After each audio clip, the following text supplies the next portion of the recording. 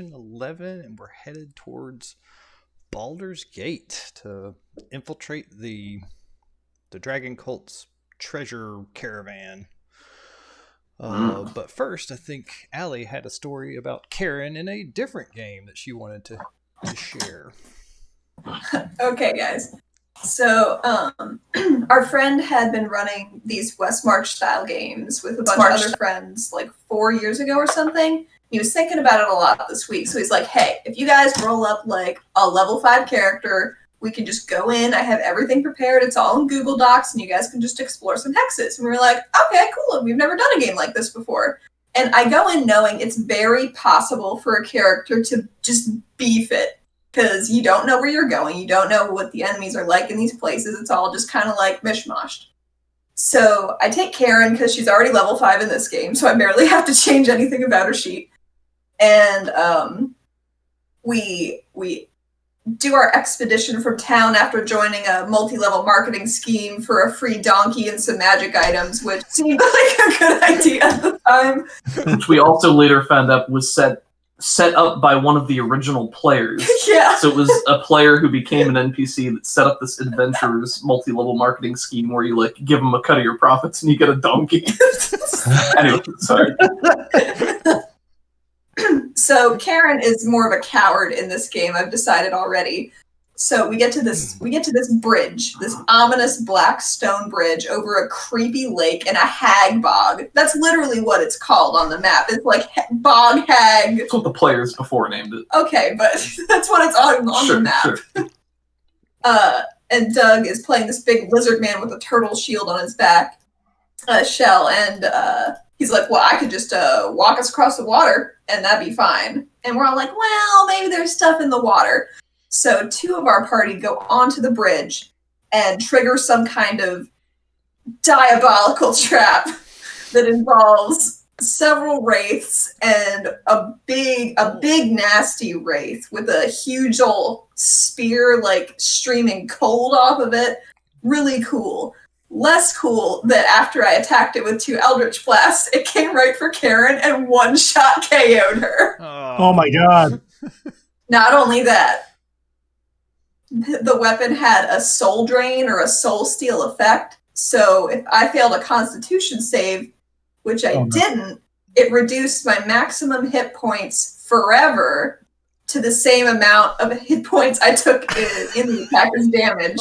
So Karen dies on the spot. Oh, yeah. Wow. She's skewered to death by a ghost. And then she raised up as a wraith the next round.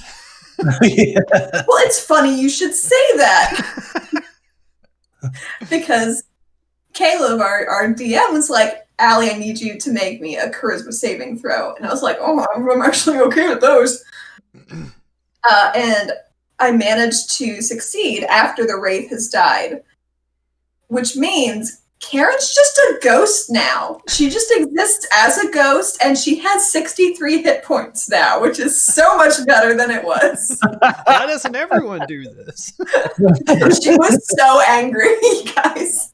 Wow. Because I was playing her as still evil aligned, so her alignment didn't even have to change. It was perfect.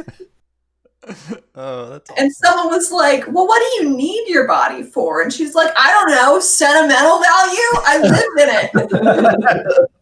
it. It's a good moment. And then she got an owl familiar. Oh, no, it wasn't an owl. It was like an owl with a human mouth, a Strix. It's very smart, so she gave it a name. Probably not a good idea. But was like, you help me make a cooler, better, stab-proof body. And I'll give you a name that'll free you from this curse. And Nice. It's like, seems tough. Seems like I don't know if I can do that, but I'll give it a shot. And that was how Karen died. It's even more appropriate because he starts during the West Marches game, he would start the session with like a little intro read where he'd be like, we're either going to tell the story of, how you guys go on to become adventurers, or we'll tell the story of, and then he reads a list of names. And then at the end, he says, the story of how you died. So that way, if your character does die, you get immortalized in the litany of names right at the start of every session. So now Karen's on the title crawl in the Still in beginning. the game, sort of. Yeah. So like win-win. Yeah, it's not bad. I'll tell you guys how it goes next time. Very cool. Very cool. Well, this is Hoard of the Dragon Queen, and we've been doing some fun stuff. Does anyone want to give a recap of last session? Where did we start last session? I think we Evil started goblin pirates. inside Elturel. Mm-hmm. I'll move us over there for now. Huzzah. Might jog some memories of what happened. What were you saying, Horse? So there's evil goblin pirates. That's true. That was our big finale. Yeah, the big finale was a big, huge pirate ship that attacked you guys. There was lots of stuff going on during that, but you guys took care of the bulk of everything, all the bad guys, and went over and killed the boat captain, or captured the boat captain. Or, no, you wound up killing him. Captured the mage and threw him overboard. Yep. And stole his fiery staff. And then got yourself a pirate ship, the Wendigo's Fury. It was Captain Karag the Relentless. Yes, mainly because he fails to relent. And, well, he didn't, to be fair. He stuck to his name. Yep. The pirates were the Flame Reavers. Mm-hmm. Yep. Before that, it was kind of a Karen-centered episode, and we found a note from Gulliver. My boy. Good boy. and discovered that Karen couldn't read. She's been very upfront about that the whole campaign. That was the best moment. It's funny, I suspect you'll never read this.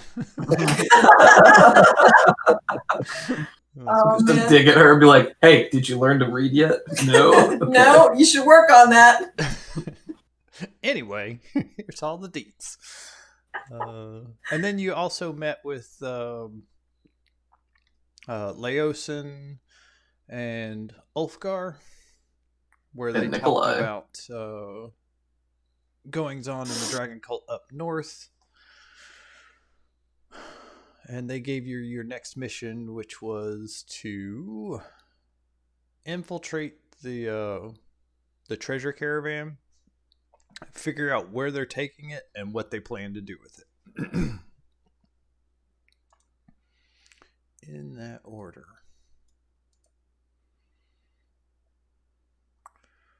There were some interesting things that were on the map. We went to the Pair of Black Antlers Tavern. Mm. The adventure-themed Cracker Barrel. I believe how it was described. Karen knew she knew the patron of the establishment? No, she's a patron of the Devin the establishment. bartender.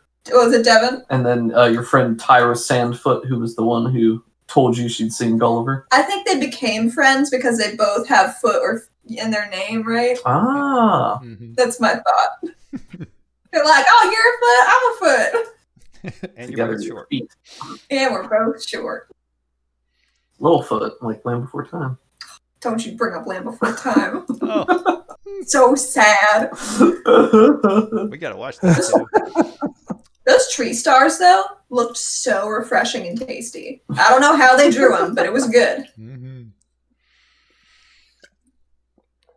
We got a little bit more info about Resmir as well. Like, we know she's a black half-dragon. Oh, I guess it was just a recap. She's got a powerful mask artifact, Mm-hmm. and she leads the black wing of the main factions. Yeah, apparently Nikolai is going to be doing some research on that back in Baldur's Gate at his house in the local library. And he came on the boat with us, didn't he? Yep. Yep. He did not participate. And did nothing during the combat. He's an old man. He was making sure his room was secure. So he probably has the equivalent of a magical nuclear warhead in a backpack. Yeah. Like Farnsworth. Go, God. I suppose I can part with one of them and still be feared. Perfect. Cool. So yeah, we were chilling out and heading down the Chionthar River. the captain has sent over a skeleton crew to the other ship. There's deals to work out with, like how much of the treasure you guys get, how much they get, and things like that. But basically, the deal is he'll help get your ship to port, and he was very grateful for all the help you offered during the fight, because the Flame Reavers were kind of a serious deal that were really disrupting some trade in the area.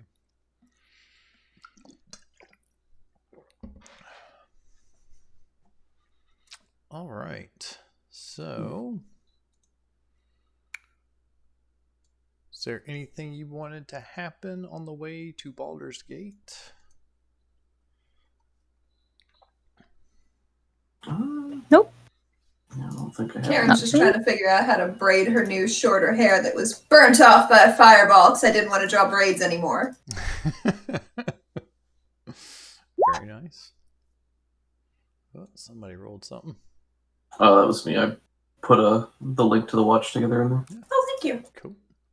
Because I was sitting here being like, why is it so quiet? There.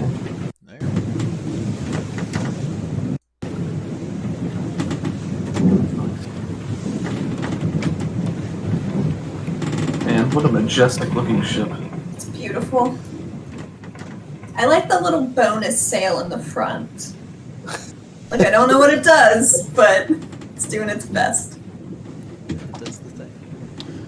So yeah, you do have to do a little bit of repairs. The sails on the other ship were just completely demolished, but they had backups and other things to make it at least seaworthy to get back into port. And the rest of the adventure, or the rest of the travel down the river, is pretty peaceful. A few days later, you find yourself sailing under this massive bridge that marks the end of your journey. The Worm's Crossing is this huge double-laned bridge that goes from one side to the other, where the river narrows, and there's all kinds of buildings and everything that's been built on top of it. You can see wagons going back and forth, and up on top of the bridge, you see kids and stuff that are just waving at the ships as they go by. And there's a lot more traffic right in this general area. But you've raised up a flag that signifies, hey, this is a prize ship, so people don't think, oh, it's the Wendigo's Fury, we're under attack. And managed to pilot your boat all the way to the docks.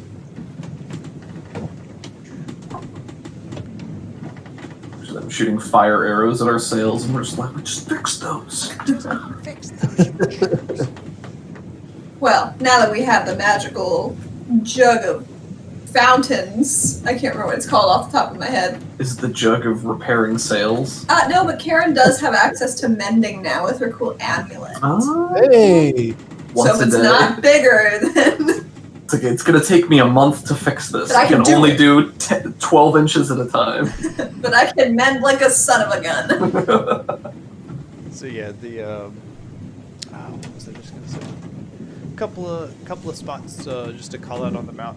This map was like extremely detailed with all kinds of crazy locations detailed all over it. But the one that I wanted to call out was Nikolai's Tower is up there. He tells you where that's at. And just the general structure of Baldur's Gate. Lower City is kind of the city proper for for merchants and common folk and things like that. The Upper City is mainly for nobles and priests and just the higher class citizens. And then outside the outer city, that's mostly just slums and people that are downtrodden, and the peasants that help farm and do things like that. So yeah, you pull into port, and Nikolai gets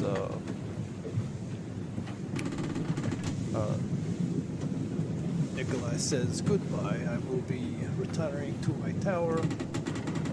If you need me for anything, you should be able to leave a note for me there. And if I'm not there myself.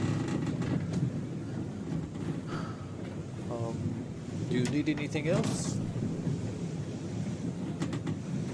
I believe that will be it. He flags down. There's like kids and young men that help carry heavy things, and he flags one of them down to help carry his boxes, and chests, and stuff back to his tower. What was the name of the second in command? Do you remember that? Of the boat? The dwarf. I remember. I'll just look. Yeah, they're in the session 10. Oh wait, they're in the NPC. Kiara meant. Kiara. Yeah, so after Kiara gets some stuff settled for her ship, gets cargo unloading, passengers offloaded, she comes back. Cobus, you were the one that was kind of interested in running in claiming Wendigo's Fury, right? Yeah. But if it's going to be like too much trouble or whatever for the group, then I'm not too worried about it. Right on. Well, there's a couple of things. I didn't want to just say, hey, you got a boat. It really depends on how detailed the whole group wants to get into it. We could just hand wave away some stuff and say whatever reward you get and loot you get from inside the boat. You can just offset that with like repair costs, and you can deal with some of that stuff later. But there's also some other things you need to do, like pick up a charter that basically says, hey, we own this boat, we're allowed to go around sailing, and this is now the new name of the boat, and stuff like that.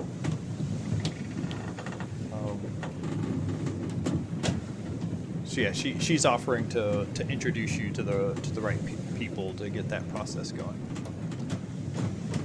One of the things I wanted to do was talk about the loot that was on board.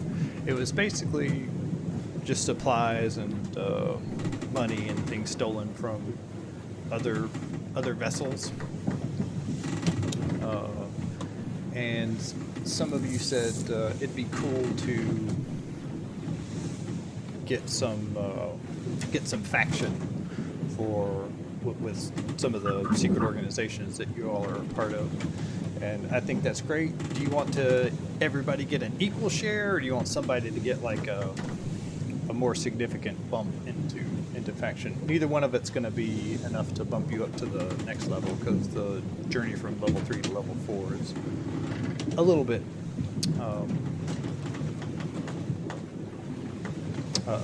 is a bit significant.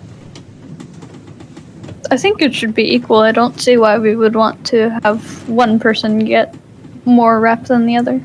Just because one person would be a lot closer to getting to level 4 instead of everybody at level 3. That's all. If there was a faction bonus that we wanted someone to get earlier, I don't have any particular feelings on that, so I'm happy if it's equal. Otherwise, Kevin had the idea for it, so I'm fine if he gets more. Sure. I'm fine with equal stuff. All right, I'll just make a note here. Split. Otherwise, if there's loot, I'm totally cool with whatever it is. I don't mind randomized charts and tables type stuff. Love a table. There's always Maybe stuff there that I is a think table. would be cool to get, but I'm not worried about that. I was picturing like 2 pips. Basically, you get to pick what you want, either money or a magic item or more faction or something like that. So everybody's getting an equal split of minor faction bump. I'll figure out what the heck that means later. But then also. You'll have 2 points basically to allocate what you want. I don't have any tables or anything offhand, but if you want to just say, hey, let's get another magic item, a bigger magic item, then just say, yeah, the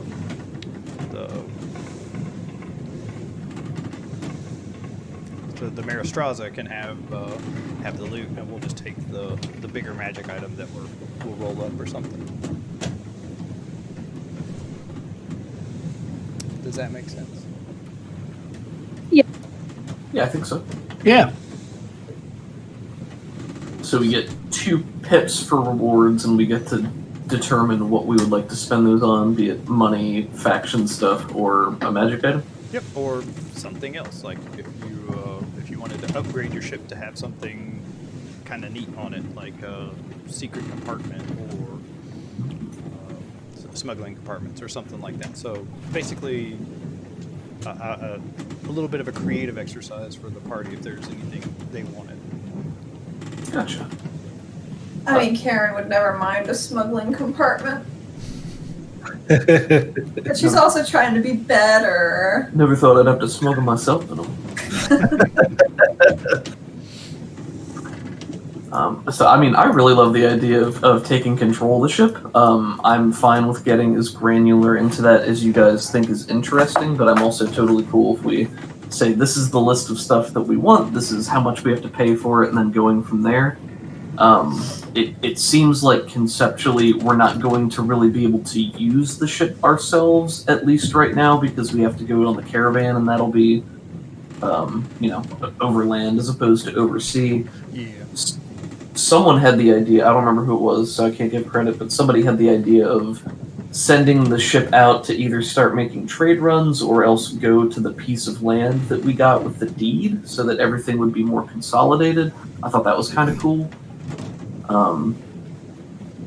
But I think that at a bare minimum, we need to probably change the sails on it, and then if it has the name on the side anywhere, if we're renaming it, probably get that scraped off and redone in a different way. Yeah, the ship actually needs some repairs. It was on fire.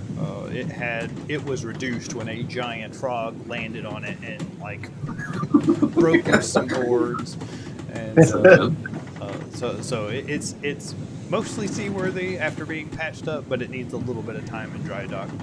So yeah, it does need to be repaired, and that's going to take a little while. There's a queue and things like that. There's a way to get bumped up in the queue, but yeah, for the most part, this is going to be on the back burner for until after we get through the at least the caravan part. Sure. But yeah, you guys are high enough level in your respective factions that you'd be able to get someone trustworthy enough to give them a ship and have them sail up to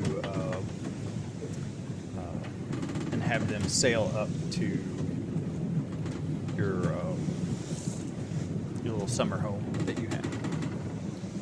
Does our summer home have a name? I don't know. I mean, we can always change it if it doesn't have a prestigious thing like Breeze Home. Love a breeze home. Well, Isn't that in Whiterun and Skyrim? Breeze yeah, Home? Yeah. that's exactly what it is. I'm not advocating to use that name. That's where I always leave Lydia. Yeah, it's just every Skyrim playthrough I ever get, that's like one of the first things I get access to. Squirrel's Rest. No. How dare you? I veto it. My one game veto. I'm using it now. Although that is funny because in that West Marches game, we were looking at the map and there was a marker on the map that said, what was it, Lair of the Nutcracker? I know what it said. Lair of the Nut Hunter, and it was apparently an enormous squirrel. So that was fun. Furious. Well, no, we're not good. Pretty sure Haynes it was a squirrel in disguise, which is why Karen detested him so much. He must have been. He's a squirrel that Vlad casted True Polymorph on. That makes sense. Or not Vlad. Nikolai. Yeah, keep thinking Vlad because of that. The Curse of Strahd game. I guess Strahd's still doing his thing. Good for him.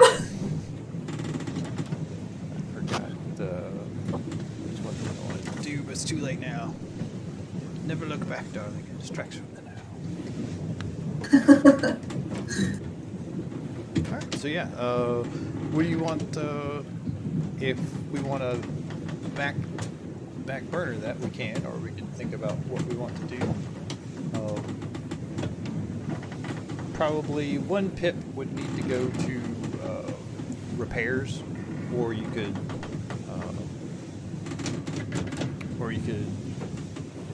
pay that out of your pocket. I was thinking around 500 gold base value. So, I have a clarification then. Do we each have 2 pips, or is it 2 pips for the whole group? 2 pips for the group. Gotcha, okay. Well, as far as money, we have almost 1,600 gold in raw coin funds, and then we have items that are equal to 320. So we have a chunk of change, but we can also use the reward pips. I don't know, what do you guys think? I always think getting cool new items for the group as a whole is always interesting because it just gives us more options. We haven't really run into a lot to use our currency on directly, but I also feel like we haven't gone out of our way to look for stuff to spend it on. So We could really trick out this new boat. we could dump some funds into it for somewhere down the line. Do you have fireproof sails? This is D&D, so that's definitely something. Asbestos sales. Oh no! Yes. They're awfully dusty, but Will be the pig pen. Just, our ship will be sailing across the sea with a dust cloud behind it. Yeah, I'd let you trade in one of your pips for fireproof sails. So opposing wizards couldn't just set your boat ablaze. Not that anyone would do that. Like, who would be such a jerk to just throw a fireball at another ship? That's just ridiculous. I can't Yeah, believe who you would do initiated combat that way. So reckless. Definitely not the Flame Reapers. That makes so much sense. I never thought of that. Hey, do you think it's because they have flame in their name? nah. That'd be too much of a coincidence. Too much coincidence. It's like in Kung Fu Panda when we find out that Poe's dad actually got the restaurant from winning it off a friend in a game of Mahjong. Yeah. So he kept the name. Well, I'm cool if you guys want fireproof sails. That seems like a good investment. So it would be fireproof sails, but not including the actual repairs that we need to be done. That is a thing on its own, right? Yeah, so you have 2 pips. One of them is fireproof sails. The other one is repairs, or you need to spend 500 gold in repairs to get another pip.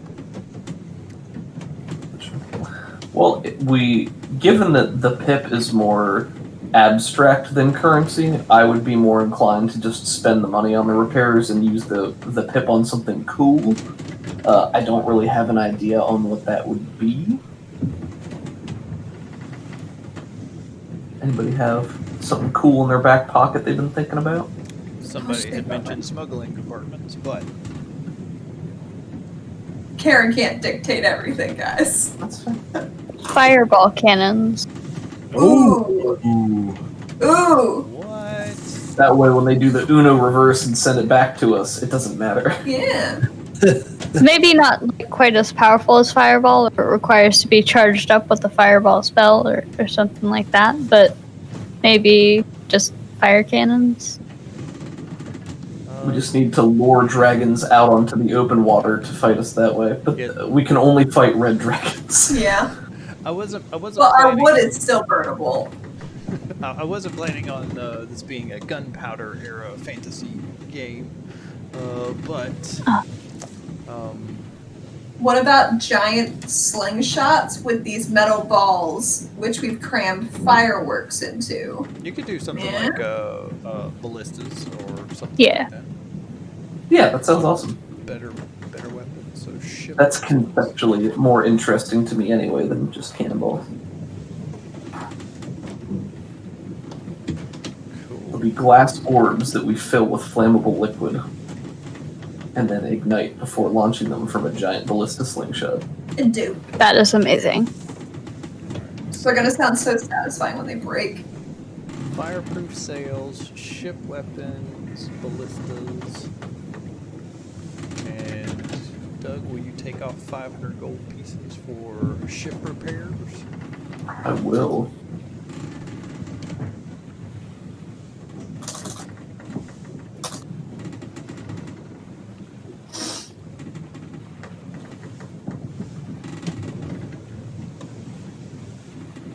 All right, so you're still kind of in the docks area and working out the details with one of the quartermasters there. And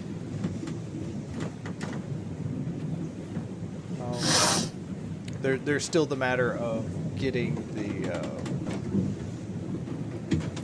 ship license, but you don't have to do that right away.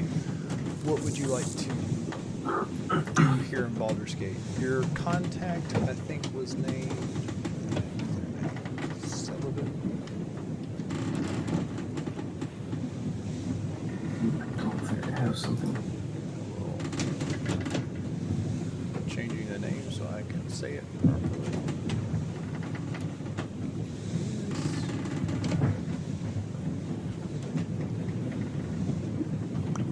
Is it this Flynn Rider looking guy in the lower right? Atkins Sullivan, and it is up in the northwest section of Black Dragon Gate, Blackgate, that area. And you were told that he owned like a general store and basically helped equip wagons on the way outside of town. And he was going to be able to help you hire on as guards to a caravan. The dragon cult isn't due here for another week, so basically you have about a week of downtime in the city if there's anything anybody's wanting to do. There are- Oh, I'm sorry, go ahead. Oh, no, you go ahead. I was just gonna say Karen's gonna start scouring the city looking for her man, her fella. Okay. You were a little bit worried about guards recognizing you. Extremely. She can borrow Kylo's magic cloak that makes her super stealthy. That's pretty cool. There we go. All right, yeah. So you let her. Where is that? Let's see. Let's go back to a city.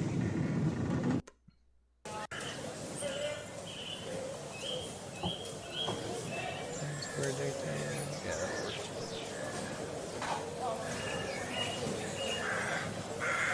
All right. So you guys were dealing with boat stuff, and then as soon as the party starts making their way, you've put on the cloak and you've even activated it, but that still doesn't stop what happens next. I What a read. That's session 10, no wonder. We're on session 11. know. Karen is immediately put in jail. Yeah, you haven't walked 10 feet out of the docks area when you hear a commanding shout, "Hold it right there!" You turn your attention to the voice and see 2 armored guards walking directly towards your group. One of them has a shield with a flaming fist symbol emblazoned across it. No. Or is it the Order of the Gauntlet symbol? Go ahead and make me a stealth roll. Good golly gosh, I would love to. I believe you have advantage on the roll because of the magic item. Good, because I don't Yeah, have I'll check this out. inspiration. Who? Who needs advantage? Hot dice! So yeah, you put that on and you're kind of walking in the group and you feel like you're really stealthy, but for whatever reason, these guards are looking right at your group, Karen, and what do you do? She steps directly behind one of the 2 very tall dragon men. Yeah, they're walking directly towards you, and then you, some of the more perceptive people of the group notice that there are 2 more on the right, like starting to flank you, and 2 more on the left, kind of circling the group. Is there a problem here? Like you talk to them, but he's looking directly at Kobus, and he's also eyeing up Yuri. Hello there, strangers. How are you today? We are only here passing through. We are trying to start up a business in the shipping. Yep. Where were you about a week ago? Come on, out with it. Don't try to think up an excuse. Where were you a week ago? Out of character, was it Elturel or was it or was it Berdusk? Elturel about. Elturel? Why does it I'm matter? not talking to you. I'm talking to this one, and he pokes you in the chest kind of hard, Kobus. Oh my goodness, you have a very strong hands. Yes, we were just saving lives in our Elturel and helping out, fighting off the dragon cult, the sneaky little bastards. He looks at you and looks at... I don't know if I buy that. You got anybody that can vouch for you? Well, we have a dragon head if you would like to see that. I'm not interested in trinkets. I'm interested in people. What about this trinket? And Yuri will hold up his fist that has the signet of the Lord's Alliance on it. And I think he would like to invoke his My Word is the Law ability here. Okay. To just prove that he is... So I can issue orders to City Watch and City Guard members with the I'm in charge here trait. I'm allowed to take all actions that would only guarantee me an edict without being penalized. Crimes and stuff like that. Greater crimes are still penalized. He just wants to lean on the fact that he is a person of importance who would be above their station, which in itself is something that Yuri detests, but he also doesn't like bullies. Right. So, Baldur's Gate is definitely friendly with the Lord's Alliance, and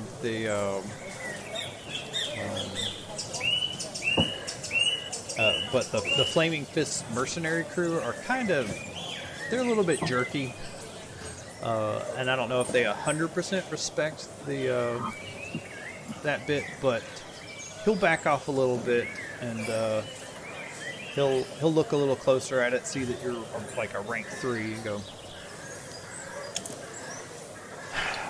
very well. I'd still like a little more proof. Can anyone vouch for you? Many people can vouch for us, but it seems that you will only be satisfied with certain persons. So why don't you tell me who you need to vouch for us? Just someone not in your group. Nikolai Komarov, the wizard that lives in the tower. Lady Sileria Dragonbreast. I'm sure you've heard the name. Well, I can't go talk to her right now, can I? Well then, would you propose I summon her here for you? Is that within your ability? Yuri pauses to consider this. I'm curious, why are you so interested in our group all of a sudden? You haven't even introduced yourself. I'm Cobus, by the way. Nice to meet you. Alright, I did get a name for this card. What do the pseudo dragons think of this guy? They looked very intimidating, so they kind of bristled up a bit. Where is... my list of random NPCs are here. Session 8. This is...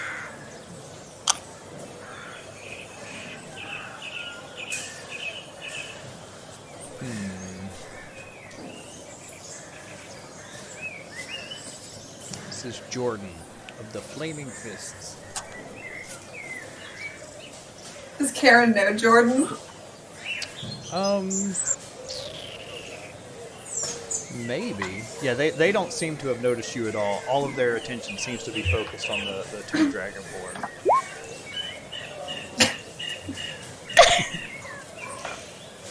Jordan.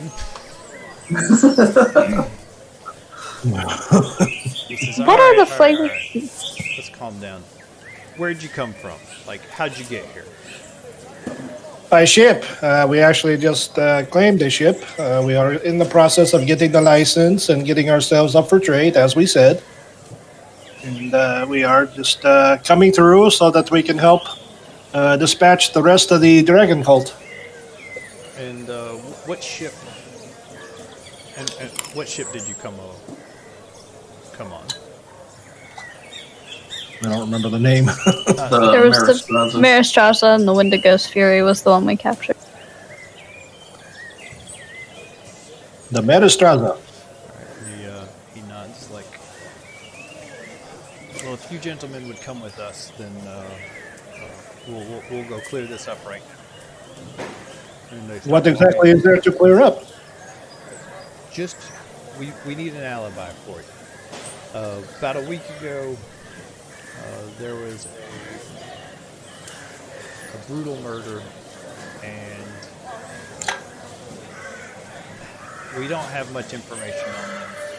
The only thing that witnesses have seen are these green reptilian eyes. I saw the eyes, so I just want to verify. That's all that's going on here.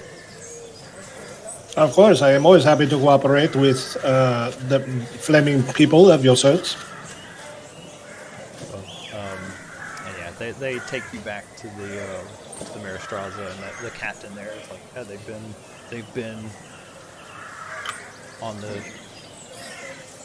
the ship. There's no way they could have done it. Asterisk. This is D&D with magic, but no. You guys definitely were not the Baldur's Gate butcher that this guy is terrorizing Baldur's Gate. Not really terrorizing. They just want to ask him some questions and arrest this guy.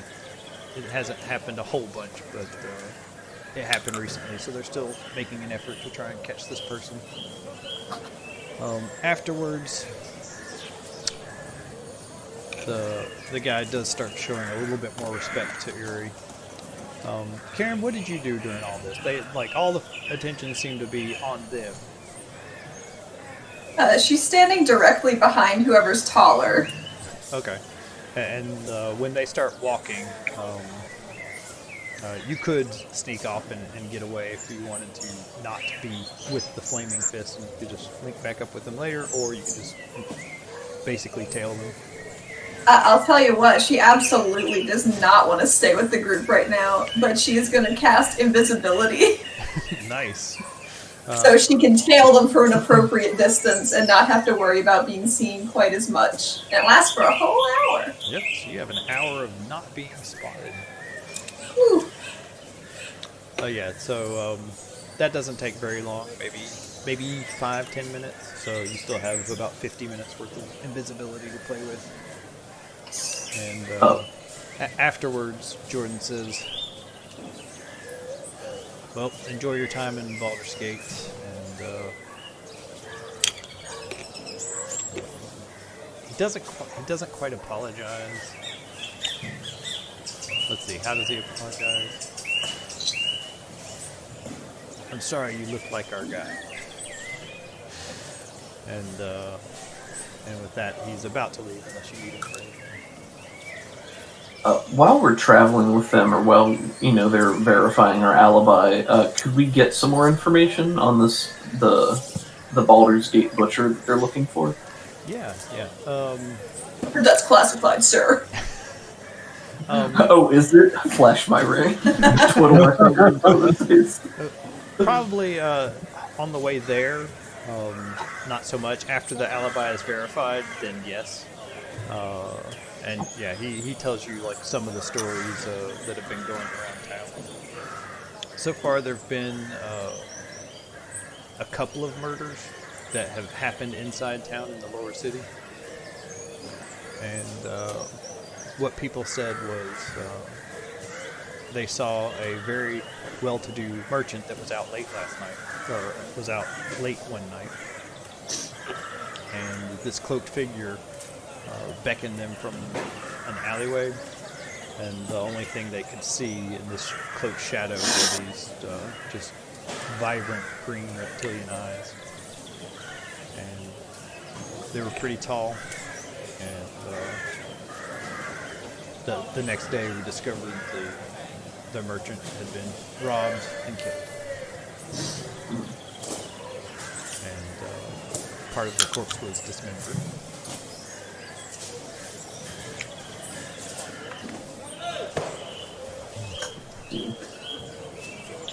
Well, we'll be sure to keep our eyes open while we're in the city. Yeah, there's no curfew, but we're recommending people, if they don't have business at night, they should stay at home. Out of character, what color are Resmir's eyes? Let's see. Have we seen her without her mask on? I thought so. Or I don't know if the mask covered her eyes. Let's see. I'm If they searching glow. for Resmir. Look like, it's hard to say. Maybe white, yellow, green. But you don't think Resmir is in town yet. Yeah, I was just a little suspicious because we know she has at least one cool magic item, so. That's true. She moonlights as a street thief. Just for the thrill. Yeah, right. I believe that. Why not? Okay.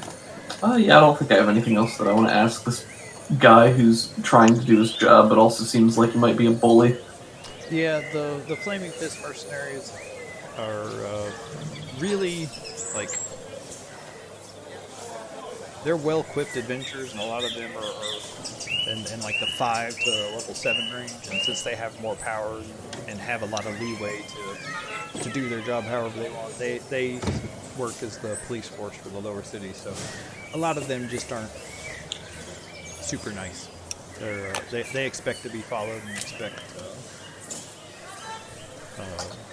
expect compliance. Gotcha. Well, I don't think there's anything else that Yuri is going to want to do. I mean, Yuri always wants to spread their legend, but since they're supposed to be lying low here, I think it's just one of those, every tavern that you pass, Yuri looks after longingly, until it's out of sight. And Ia asks Kobus, aren't we supposed to be, like, not talking about the dragon cult? We're supposed to be infiltrating it. Oh, yes, that is true. You are right.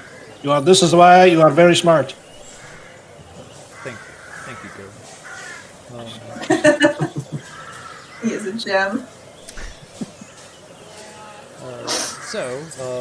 One of the things I had linked in the Discord was a big old list of downtime activities.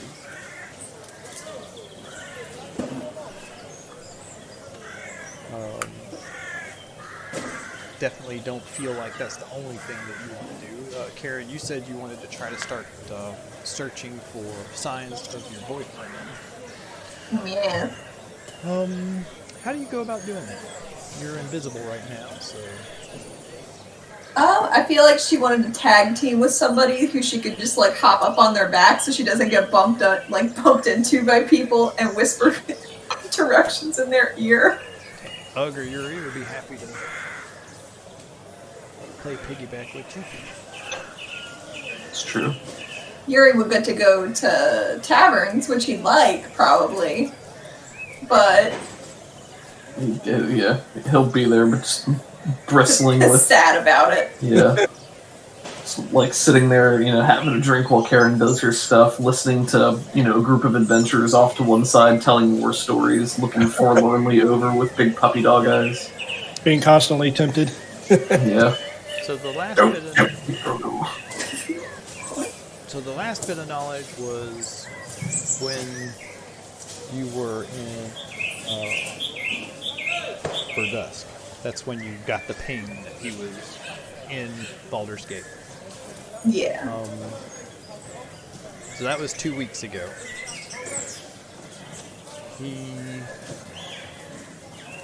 So you said you're just going to go into taverns and just look for him, basically? She's gonna go to the places that they used to like to go to. Okay. That are maybe a little bit more off the beaten path, and then have Yuri or Ugg or whoever's with her ask the bartender, like, hey man, you can go over time. I got you. Slip some golds on the bar with a... These are all Karen's golds. Yeah. Naturally. Okay. She's not making Yuri pay for this. So yeah, you go to the usual haunts, and I'm trying to find some information. Go ahead and give me a... what kind of role do you think this is? Persuasion? Investigation? Maybe persuasion. Either one of those. You're trying to convince some people to tell you what to do. You're trying to investigate to find out where he's at. It does sound pretty good. Would it be Karen rolling it? Yeah, this is Karen, so we'll just have her roll it. Or if you want your roll it, that's fine. Or who's playing piggyback with you? Yeah. Doug, you want Yuri to be there, or would you Sure, be he too can be sad there. in taverns? What was the role? Investigation. Oh, I'm bad at that. Could Yuri assist with the persuasion? Could I assist her and give her advantage on her roll? Sure. Yeah, I don't care. Let's see. DC is going to be... This was a little while ago, so I'm going to say DC's 14. A failure, it takes a little bit longer, or you have to spend a little more money than you were expecting to find out, because they don't want to help Yuri, and you're invisible right now. Right. Oh, gotcha. Okay, so, I'm sorry, what am I rolling? Investigation? DC 14, you roll whatever the heck you want. Well, my investigation is a -1, but my persuasion is a +6. Oh my gosh. So, if I can carouse with them, I will do that. Oh. Carouse you do. Yeah, so, let's see, so it was 14, so you beat it by 5, so yeah. We'll go ahead and say with that bonus that,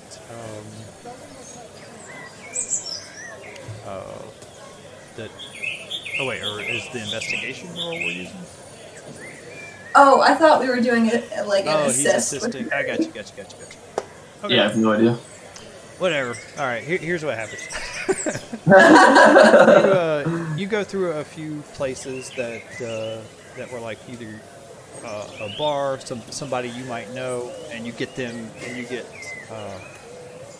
Yuri to talk to them and say, hey, you knew Karen and some other things. Since you rolled so high, we'll say that right this second, nobody's been tipped that Karen Bramblefoot's back in town. Whew. But yeah, the information you get is like, yeah, he was. It takes a little bit of convincing because you are somewhat of an intimidating figure, but after you've talked with them for a little bit and slid a gold piece their way, they were like, yeah, he came through a couple of weeks ago. Didn't stay long. He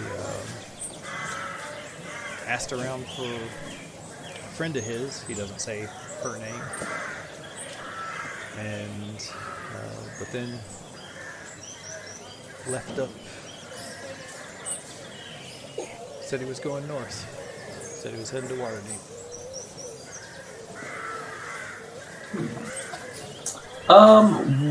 What would Yuri know about Waterdeep as a city? It's one of the major cities in the Sword Coast. A couple of things that Yuri would probably know. It is home to the Yawning Portal Tavern, which is basically a tavern built around this massive hole in the ground that leads down to a dungeon complex that shifts around and changes, and a lot of adventurers, like if you are an adventurer, you head to the and you want to know something, you head to Waterdeep, and a lot of time it costs money to go down into the Yawning Portal, blah blah blah. It also costs money to come back out of the Yawning Portal. Oh no. So yeah, a lot of times adventuring groups will head down there, and there always seems to be a supply of monsters and treasure, and the deeper you get into that complex, the more difficult it gets. It's basically like an instance dungeon. Nice. So yeah, That is really cool. that is one thing you know about Waterdeep. It's way up north, and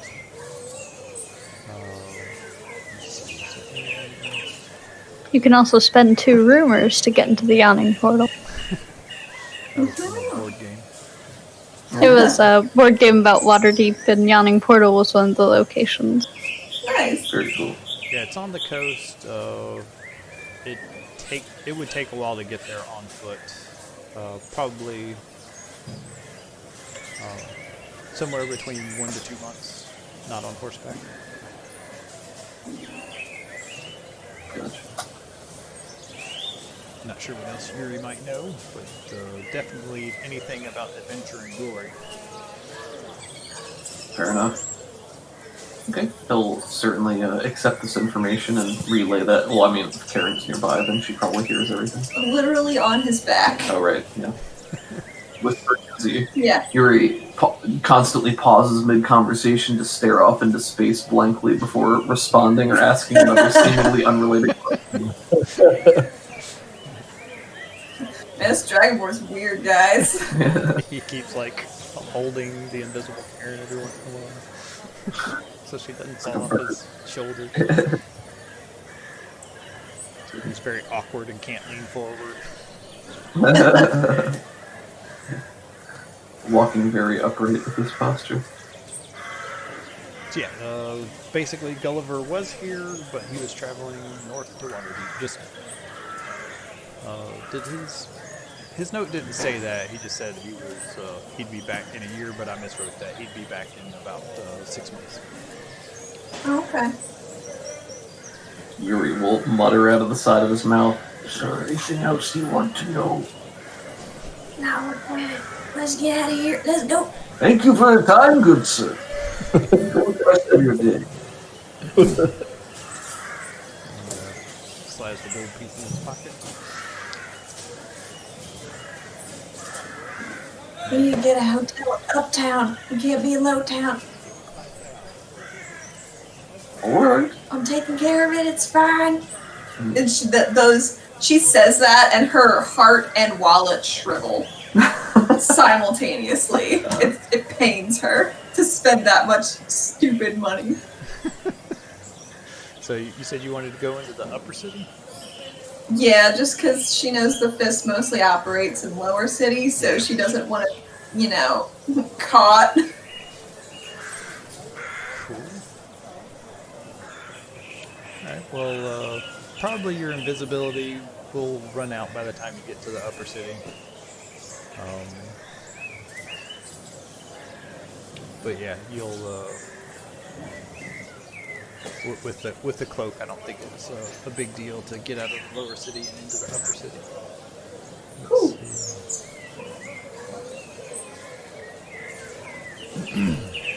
Cool. So.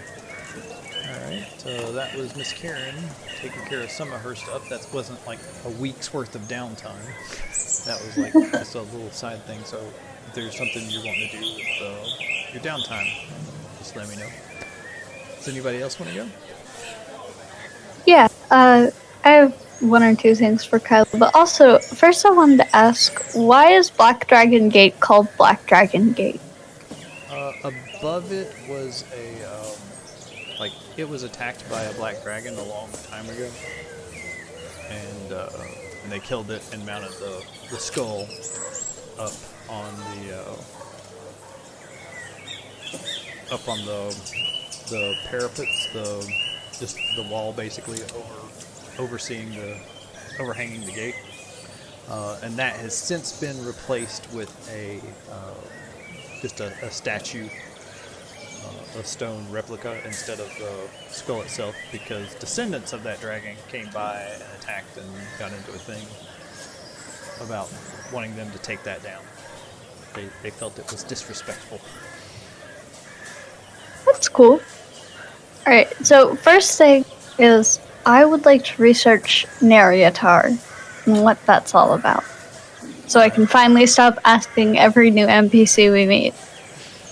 That's fair. Okay. Let's see here.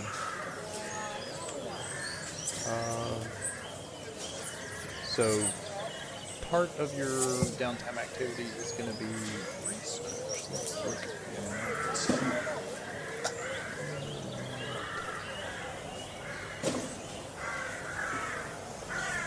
So what you're going to be doing, like, they didn't have the Dewey Decimal System. So stuff is it's very hard to find.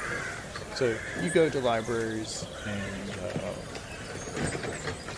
start poring over tomes,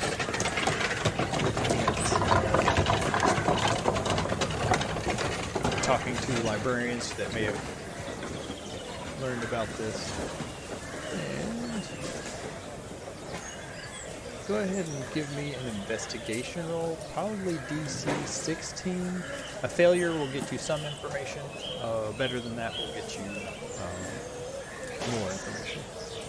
Alrighty, it's only a +1, so. Oh! Ooh! Hey! Very nice. Okay, so you succeeded. So the failed information that you were gonna get is Naryatar was a base of operations for an academy of stargazers. They were all female, and basically astronomers, future tellers, seers, that sort of thing. And you know that it was way up north. With the success, you also find out that it used to be a castle quite a while ago, in the Mirror of Dead Men. But the swamp had reclaimed that over a century ago. I'll take you over to.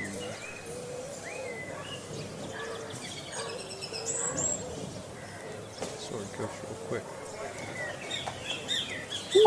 I wrote all that down. It's northwest of Waterdeep in the Mirror of Dead Men.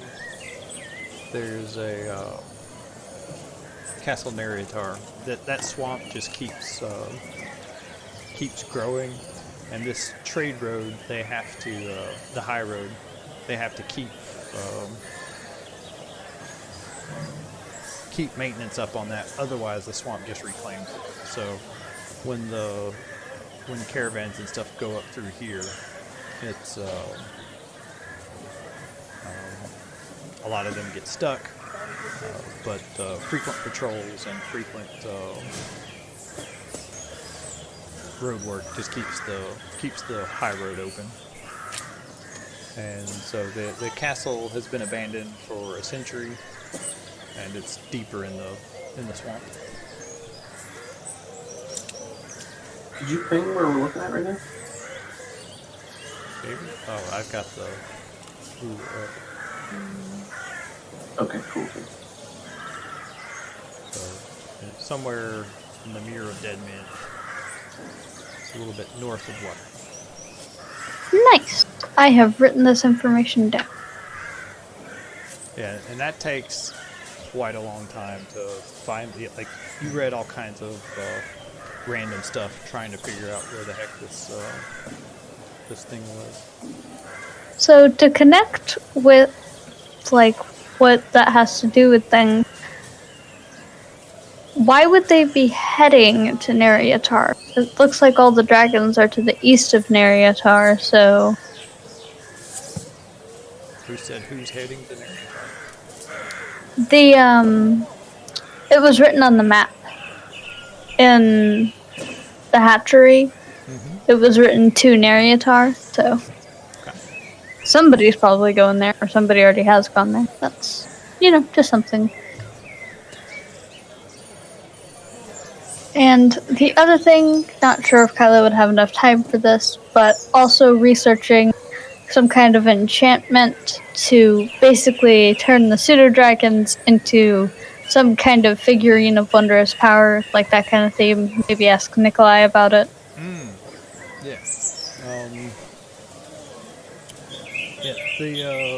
Yeah. You can work with Nikolai on that.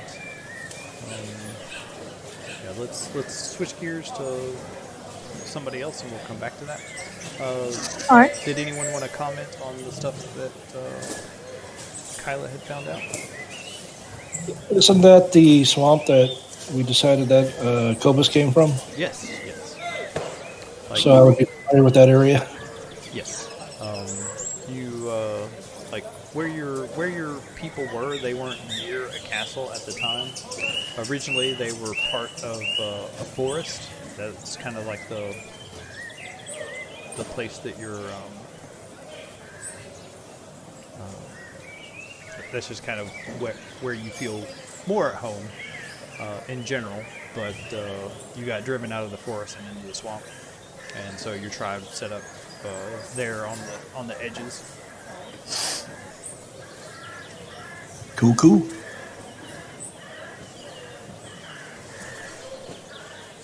Is this something Cobus has any knowledge of? Like, has he heard of Naryatar? Does he know it by a different name? He probably didn't know it as Naryatar, but he may have known about a castle.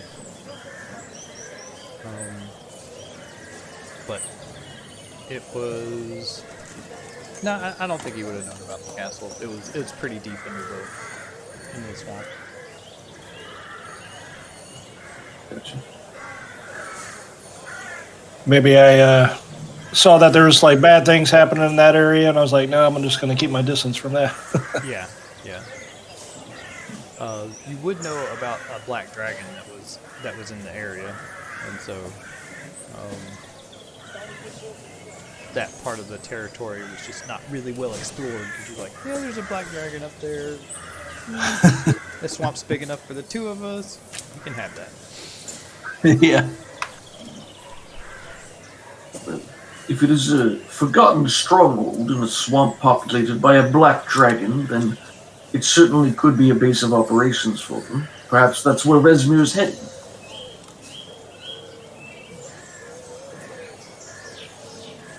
Or maybe Resmir is that black dragon. Twist. Well, she's some portion of dragon, half or full, either way. Somebody came in the door. Quiet. Would a dragon want to move that far from their holdings? Is that normal? Oh, I don't know. Oh, what's the question? I don't think I understand it. He just doesn't know. He doesn't know anything about dragon behavior, so he's wondering like, would a black dragon want to come hundreds or thousands of miles away from their safe area? Like, as far as he's concerned, dragons stay within their territory. He doesn't really know anything beyond that. Yeah, that's fair.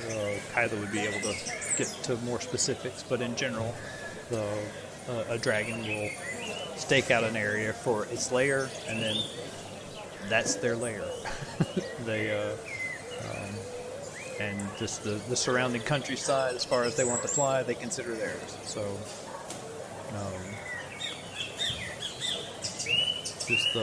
basically, Kobus, you think he's claiming kind of the northern half of the swamp as his territory? Yes, I always tended to avoid that area. It's not good for the skin, let me tell you.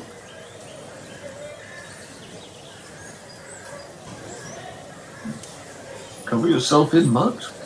I hear that's very good for the skin. Oh, yes. Oh, I love a good mud bath.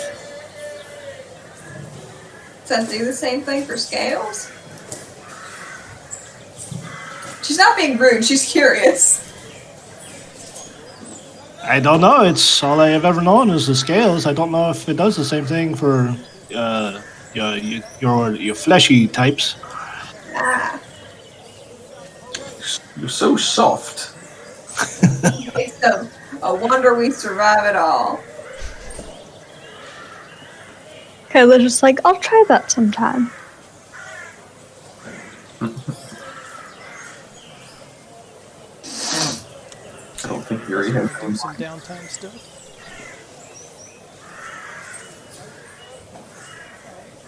I can go if nobody else has anything. I think so. Yuri, of course, would always be wanting to be in taverns spreading their legend, but since they're supposed to be on the down low here, the two things specifically from that link that you posted that might be applicable would just be general carousing, if they're, just to make contacts with people that could be more useful in the future. Sure. Once they get back, or once they try to get their shipping stuff up, he might be interested in doing more of the legwork for, getting that set up, depending on what the group wants to do with the ship once it's ready. But then also pit fighting as a pastime. That's always been something that he and Ugg do. I really have no designs for that, and he would only do that if he had a way to remain relatively anonymous, because, again, they're trying not to attract too much attention. Maybe Ugg will go do some pit fighting. Nice. Yeah. But yeah, so I think just general carousing, putting together business contacts, people that they might look further into when they're in a better position to chase those leads. Is that how Yuri says business? Business? It's called business. 3 syllables. Are you impressed that he knows what a syllable is? Yes! His 8 intelligence. I care too. Syllables. Oh, bless this person, whoever wrote this thing. So you said you wanted to do carousing or pit fighting? Let's do carousing. I think it'll be easier for him to fly under the radar if he's not, making a big spectacle and smashing things. Okay. Nothing to do. A guide on downtime. Page 28. Carousing. So you roll a D100 plus level, basically. So how the character spends money is though maintaining a wealthy lifestyle. See chapter 5. Why don't you just tell me how much they live? This post says, Of the player's hand. this says middle or lower middle or upper class, depending on how you're carousing, is 10 gold, 50 gold, or 250 gold per week. So I think he'd be comfortable spending 50 gold to do middle class stuff, because he also just doesn't really like upper class people. 50 gold seems really expensive. Well, you gotta spend money to make friends. How about It's a lot of beer. How about 25 gold? Okay, I'll spend whatever I got. And so you're rolling D100 plus your level. D100 plus my level, which is 5. So roll 1 D100 plus 5. Bad. Unless it's not based on how high you roll, and it's just a chart. You regain consciousness in a strange place with no memory of how you got there, and you have been robbed of 3d6 times 5 gold pieces. Oh my goodness. What? Oh my goodness. You're kidding. Yuri got robbed. Yep. I thought you were joking. 3D, what is it? 3d6 times 5? Yeah. What? Fix this. Yuri got robbed. Ooh. Oh my god. Okay. Hey, it's basically what I was planning on spending anyway. There you go. I Yay. got robbed. Needless to say, none of the party will ever hear of this. So maybe we get a shot of. You said I wake up with not knowing where I am or what happened, no memory, but with slightly less money, right? Yep. You're like in an alley. The sun's coming up. You're extremely groggy. Probably what happened is somebody drugged your drink or something, and then just walked out with you. Yuri licks his chops a few times, blearily blinking around, getting his bearings, pushes himself up, brushes some of the garbage off himself, looks around to make sure nobody sees where he is, realizes he's missing more money and says, This has been a good night. and then will hobble his way back, probably in need of a bath. This guy. Where have you been? Oh, looking around, trying to make friends, contacts, and such. You succeed? I think so. It'll pay off somewhere else, at a later time, I'm sure. Karen comes out of a fancy auxiliary room with her hair like up in a towel, and there's steam that comes out, and she's like, "Oh, you might wanna. Do you want that bath? I used it, but you could too, because you're a mess, and I can smell you from here." Well, some say that the pungence of stench is related to the deed accomplished. I don't think I want to know about this deed. Well, good, because I will tell you. And then he walks in to get a bath. Ooh, there's other rules. If we want to look at that one. Oh boy. Oh, here we go. Let's see.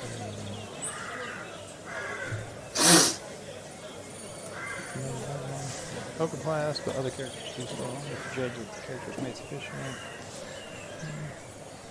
Character stands to make contacts with the selected social class. The character makes a charisma persuasion check using the carousing table. So go ahead and make me a persuasion check. We'll keep the other part too, just because it's fun. That's fine. But, Oh, that's performance, but it's the same roll as persuasion. that's Oops. fine. So 16. Character has made 2 allied contacts. Okay. Let's see. Middle class contacts include guild members, spellcasters, town officials, and other folk who frequently well-kept establishments. Well, I definitely would like some sort of guild member, maybe somebody in like a mercantile guild that we could contact later when we're trying to get our whatever we end up doing with the ship, whether it's shipping or smuggling or what have you. Somebody who would be able to assist with that in some way. Let's see. How about... Is it like a craftsman type thing? Oh, you want a craftsman? I'm not sure what's covered under the umbrella of like a guild member. how about an aristocrat that's kind of in charge of the shipping licenses and stuff like that, so they give you that in, or you could do a merchant that can give you little quests or jobs to do in your boat. I think that Yuri would lean towards the merchant because he doesn't like aristocrats. That's so fair. if he needs to, he would, but if it's a choice and he's going out willingly to have fun and make friends, he would go for a merchant. Alright, let me make a note of this. So we have 2 allied contacts. We have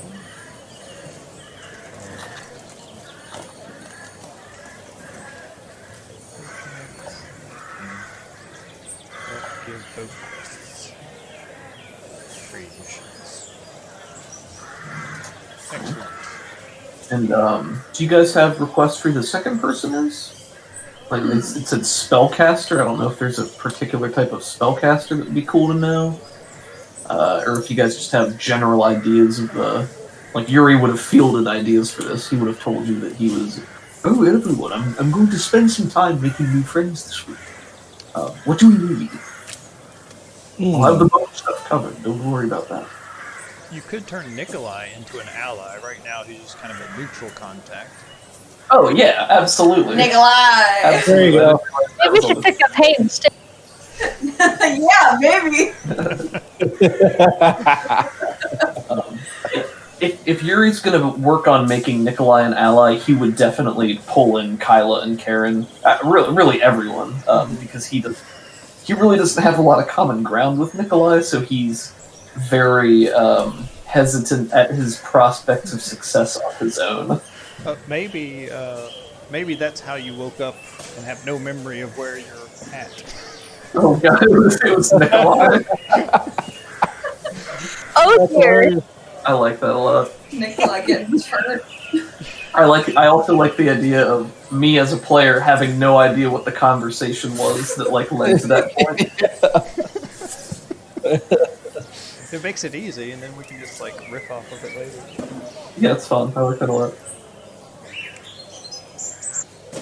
Oh my gosh. If everyone was there, like you said, though, and saw, Nikolai and Yuri just getting absolutely trashed together, and it's we're not going to tell them about this.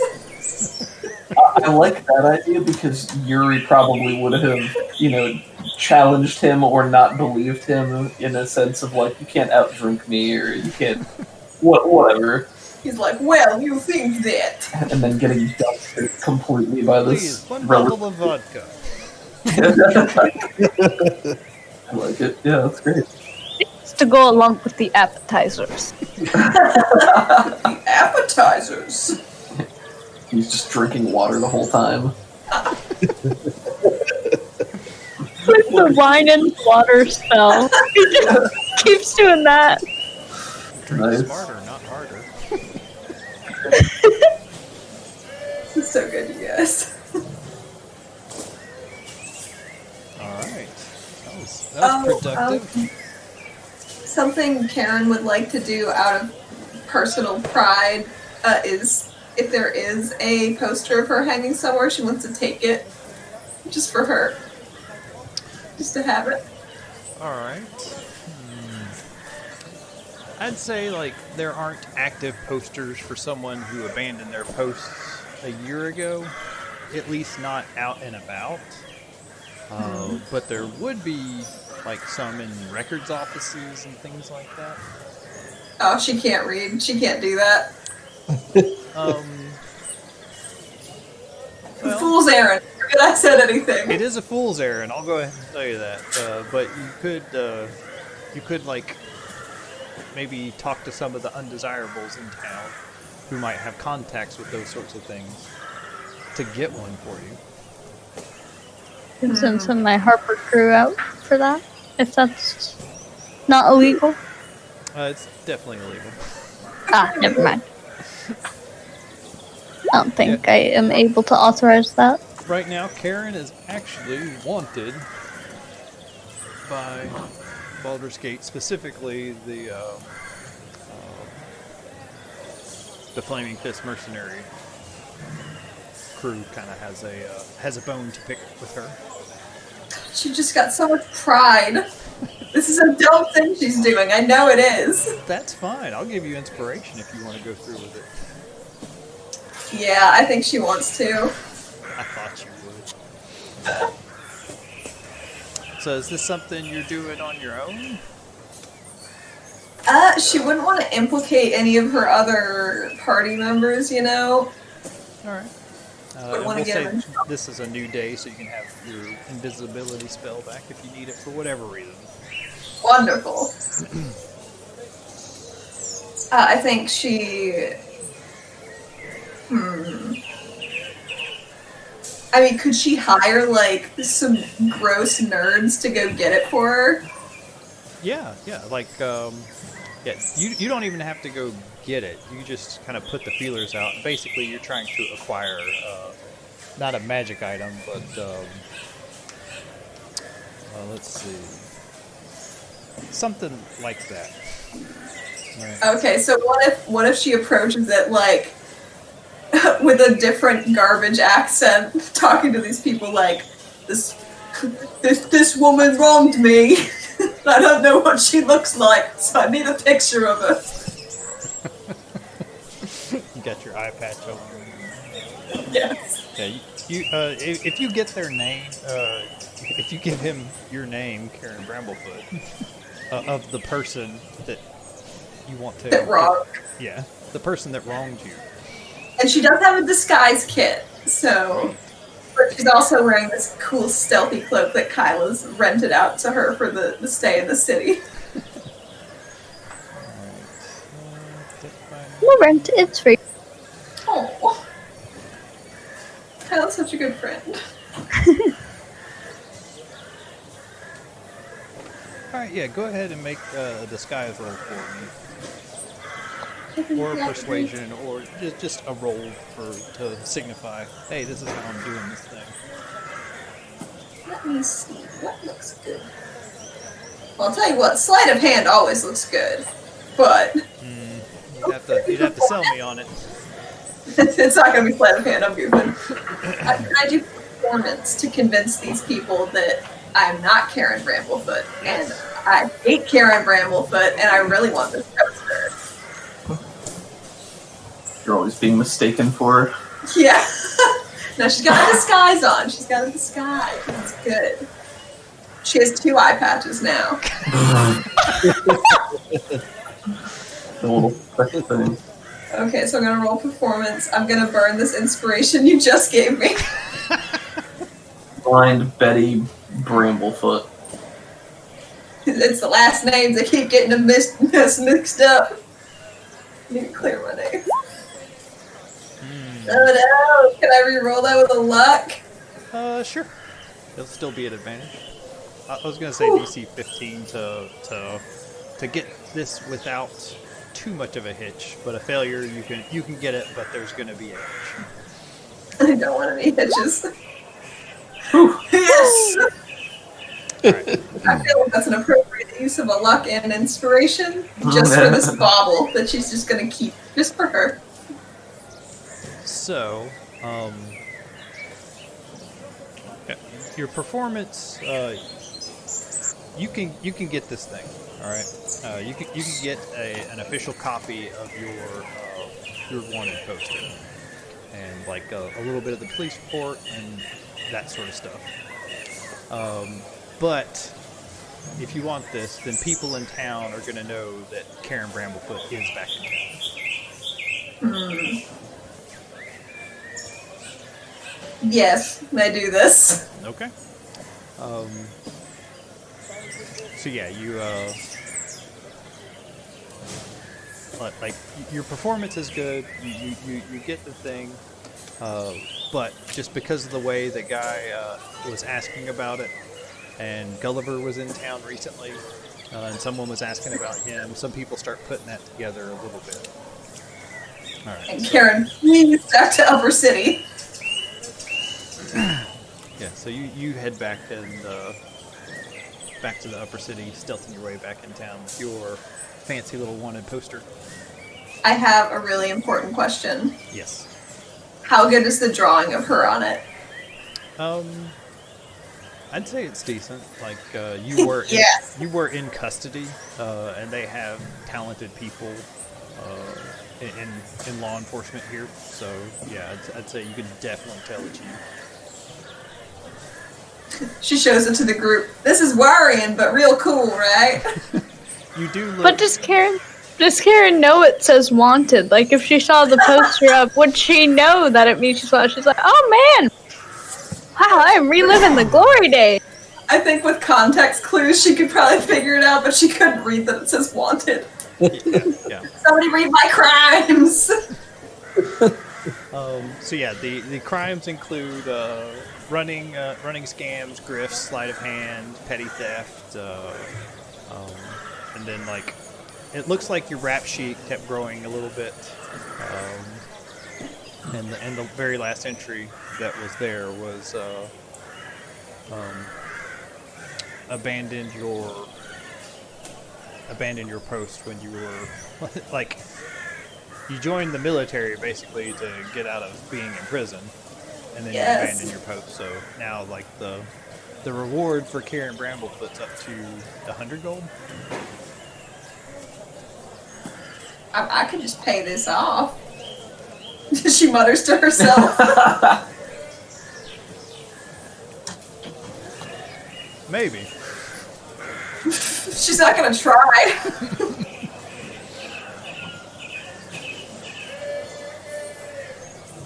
Some people, like the people that you upset, eventually, like you upset someone you shouldn't have, and so, like you scammed a merchant or something like that, and just the ball started rolling. Go ahead. I was just saying maybe they shouldn't be so scammable. And the ball just started rolling, and you started getting more eyes on you, and so it just kind of snowballed into. Ah, crap, I'm in jail. Whoops. Very cool, very cool. Who else wants The to good do old something? days. Kobish, you got anything? So yeah, I think I'm gonna probably just check on the prisoners that we freed, make sure they're still doing okay, and just kind of touch base and secure a friendship with them. All right.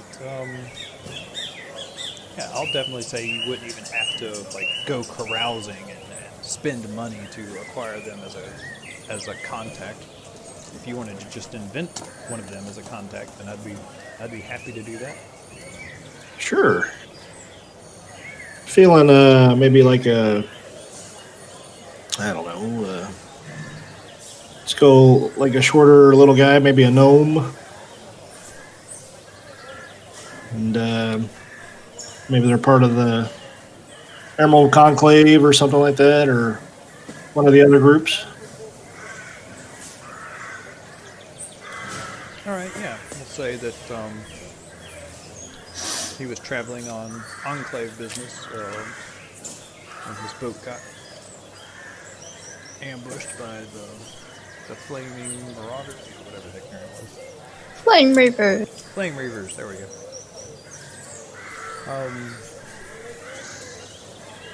What's he going to be useful for to you and or the group?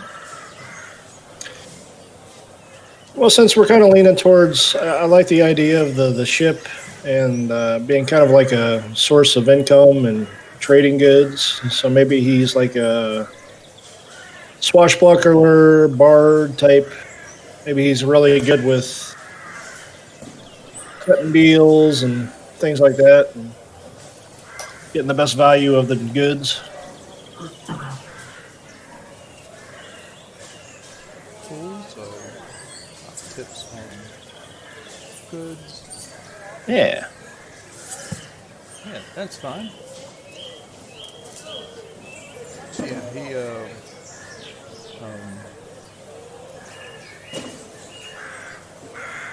come up with the name and stuff later. What was the name of your known rogue and what was it, Graham? Graham. Yep. We got Graham. I love Nice. that Graham his Kilo. gang of pint-sized buddies who all had different measurement names. Like, Yeah. so good. I think Kilo was like the big boss. He was the dwarf or something. He was kind of the godfather of their whole group. Oh, Was there a Millie? I don't think there should be. Now there is. There is. There you go. Perfect. Hot tips on good. Maybe a little on the shady side.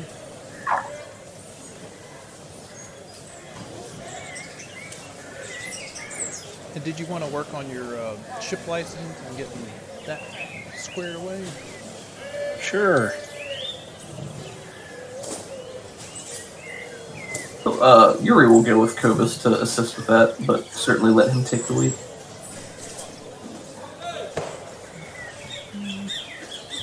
Orlotto Salvatore. I'll put this in Discord because I forgot. Arlotto Salvador.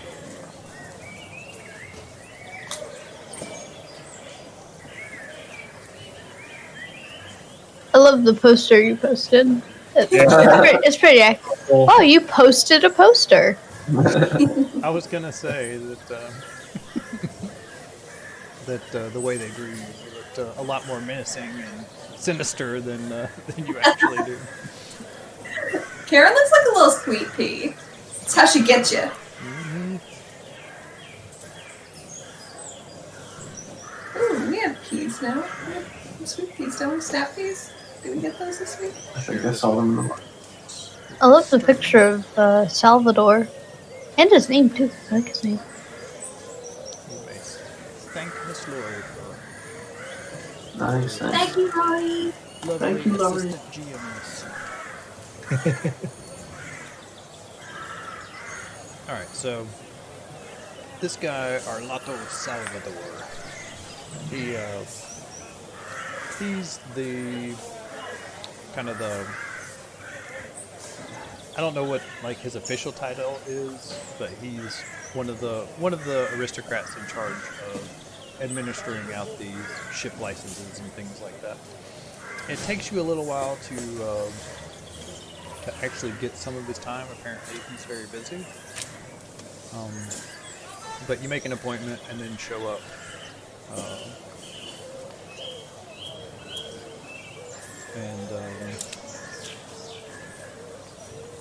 Somebody shows you into his modest office. There's a large wooden desk that he's sitting behind. There's just reefs of paper over on one side, and a smaller pile of paper on the other side. And he waves you in and says, "What can I help you with today?" Yes, greetings, Mr. Salvador. We are here to establish a legitimate business in the Baldur's Gate. If I believe we need a shipping license to take hold of a ship that we have recently absconded. A legitimate business from a stolen ship, you say? Well, it was from these nasty little green beasts that tried to kill us, and they are no longer in need because we drove them away from it. I guess they were harassing all the shipping lines. As you're talking, he snaps his fingers and taps his forehead, and he starts looking through some of the papers. It's like, yes. You were the group that took down the Flame Reavers. Excellent work, that.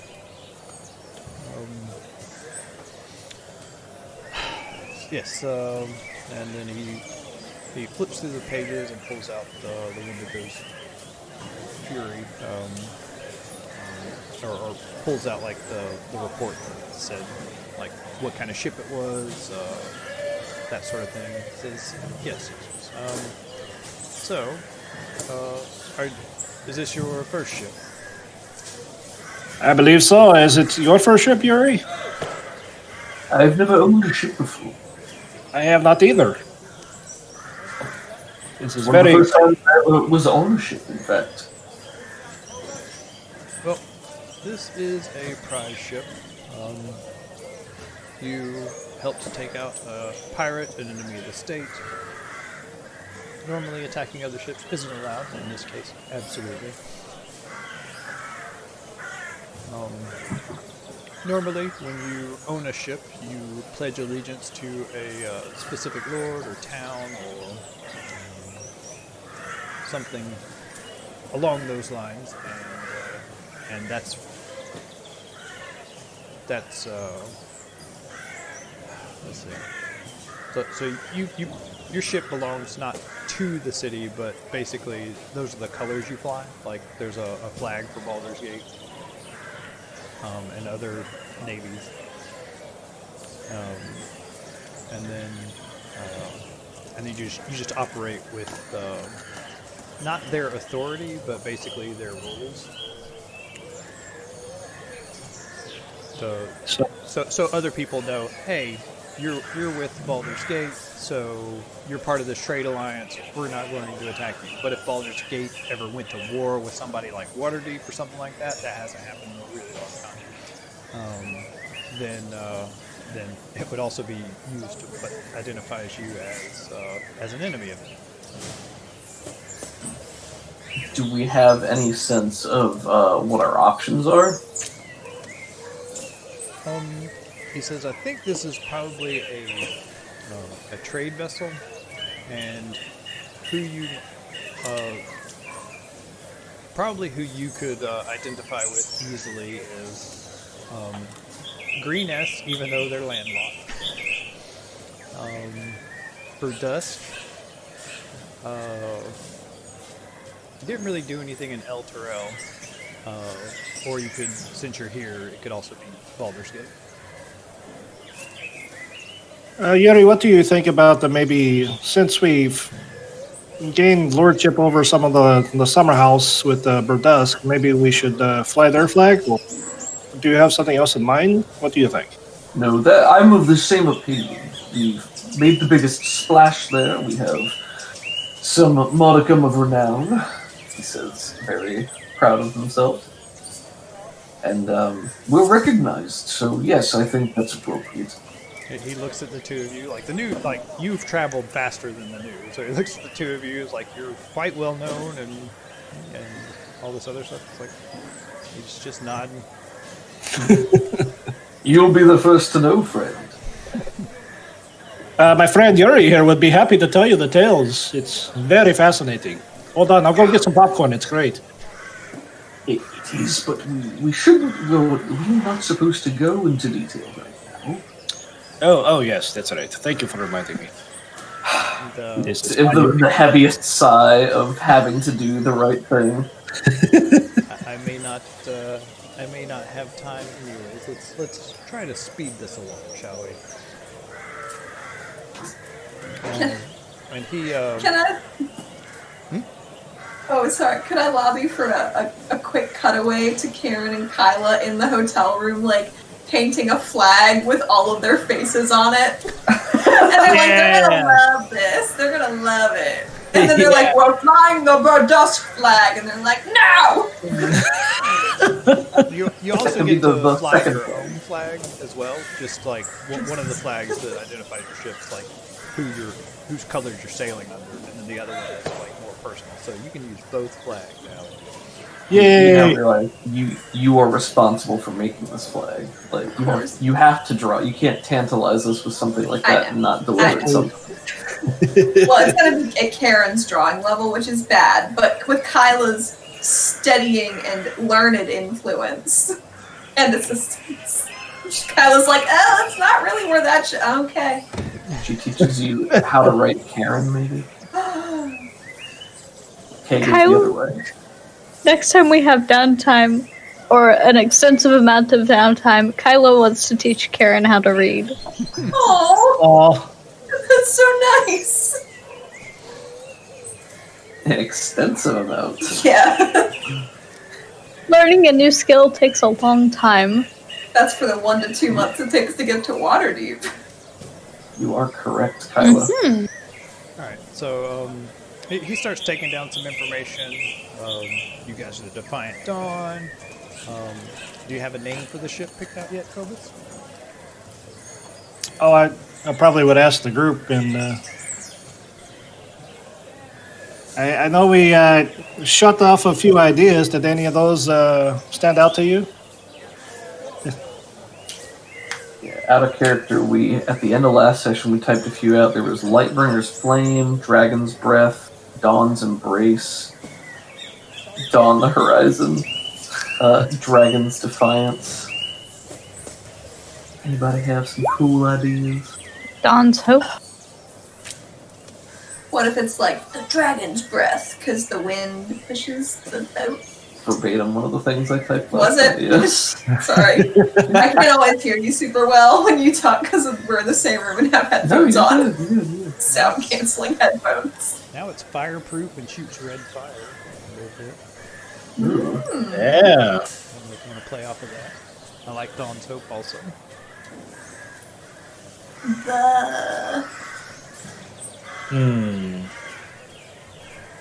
What about the flame of Berdusk?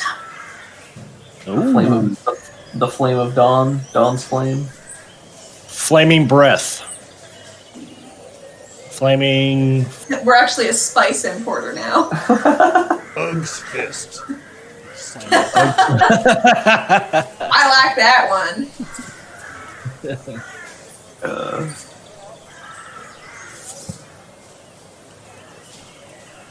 Flames breath. Flames hope. Flaming dawn. The Breath of Dawn. Breath of dawn. I like that. Alrighty. Go with the Breath of Dawn. I know it's a group thing, Cobus, but this was your idea. So, you come up with something better, For or sure. something like, And- "Nah, it's going to be this." Yeah, and I will not be offended if you do want to change it. Yeah, same. The swamp breeze. Perfect. God. The methane pocket. That's just smart if you go with that. The methane pocket.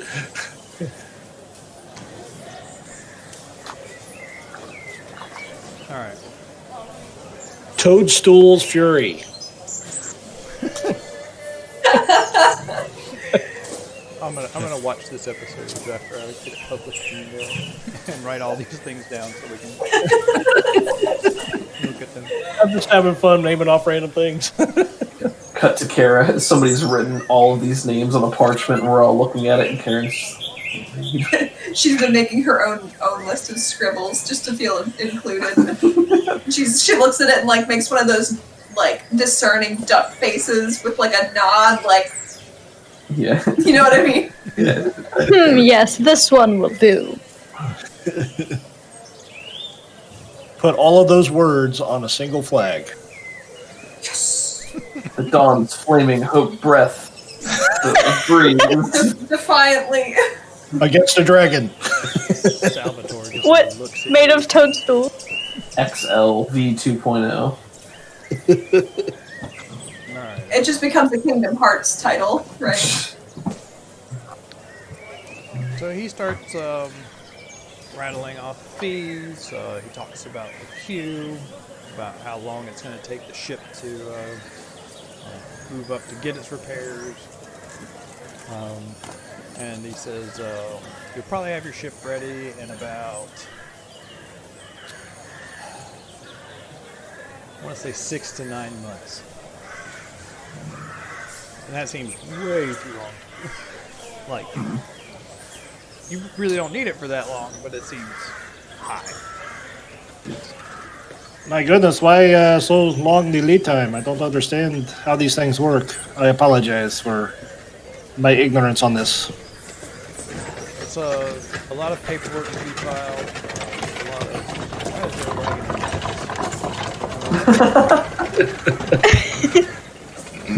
Get out of here! and he has a very well practiced spiel about why it's taking so long. There's paperwork. There's many ships ahead of you. They have priority because they already exist and they paid the expedition fee and things of that nature. But at 500 gold, this is where it's going to happen. Even for someone who did the city a favor of ridding them from a well-known group of pirates, as you immediately pointed out upon the start of our conversation. Surely you could shave maybe a month off. I mean, I am definitely more quality over quantity, but if it's only paperwork in the way, perhaps you could skip some of the paperwork, you know? Or have an extra secretary finish it quicker. I don't know. He said, he's about to answer you when a knock on his door happens, and he says, "I'm with some clients here. What is it?" And he says, "Sir, I just thought you'd want to know immediately. Your shipment of Dwarven Ale, it was lost." It's like, what? He pounds his fist on the ground, or on the table. He says, the porters that were bringing it through the city, their wheelbarrow broke, and the barrel tumbled down a steep hill and smashed against a building.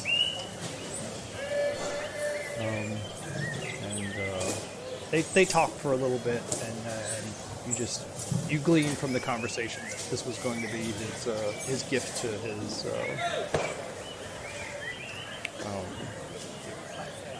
his daughter's wedding. That's what he was going to give to the bride and groom. I am very sympathetic on this, man. I actually happen to have some drinks on me, if you would like. I created them myself. Says, well, wait, like he's talking to the guy, he listens to you, and it's like, all right, is it exotic? Is it expensive?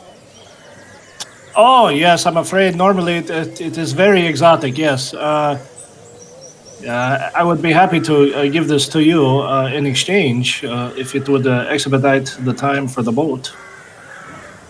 Here, have a sample of each. Have like He's thrown out in his ability to create these delectable beverages. This truly is a once-in-a-lifetime opportunity. Go ahead and make a brewing roll. Brewing.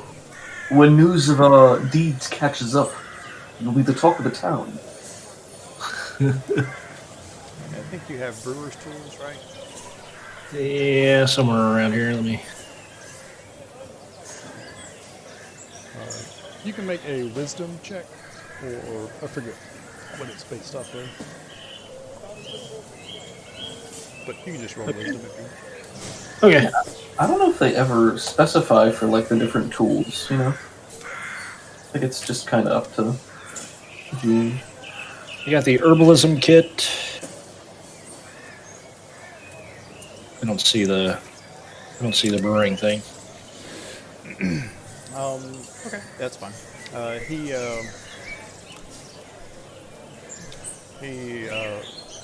after you like produce the 3 little potion bottles of your drinks, he doesn't like all of them, but one of them in particular he latches on to. He's like, yes, his person that interrupted him says is no longer in the room. And he says, I'll tell you what, you can make a barrel of this one. What did you call it again? Oh, this one is more like a champagne-y type of taste. I call it Elder's Victory. Yes, if you get me a barrel of Elder's Victory, then I'll see about moving you up the queue. Maybe shave 3 months off your time, so your ship should be ready in 3 to 6 months.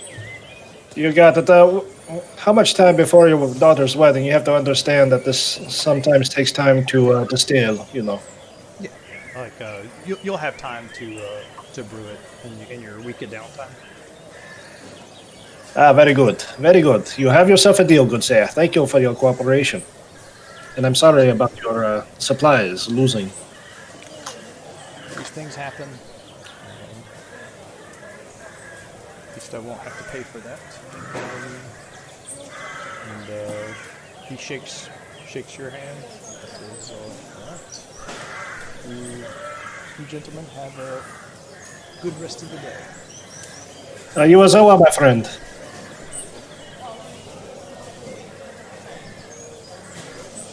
Was there any more business in Baldur's Gate we wanted to talk about? The enchanting of the pseudo-dragon thingamajig. Yeah, so now that Nikolai is an ally, he'll be happy to help you out with that. Great, all it took for him to like us is to make Yuri look like a fool. Not a bad return. And Karen, if you wanted him to cast that spell one more time for you, he'd be willing to do that too, so you can get another ping on where he's at. That'd be really cool. You would have to go through the lower city. Invisibly, you say. How many times can you cast invisibility a day? I have 2 spell slots. Okay. So, without a short rest, 2. All right. I normally use my spell slots. I have no use for them. Then yeah, if you're invisible, then you're gonna just dodge the encounter I had planned for that. So yeah, you make it back to Nikolai's tower. Well, hot dog. No.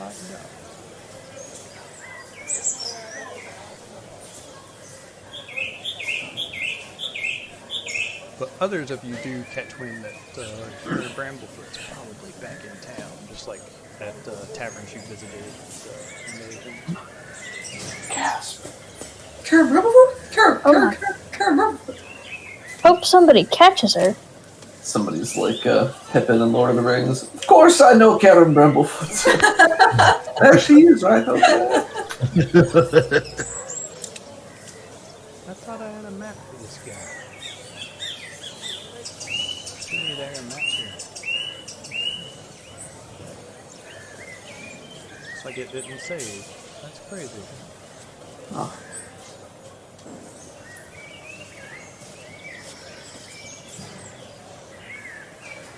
I'm sad. Okay. So no map for Nikolai. You go up there and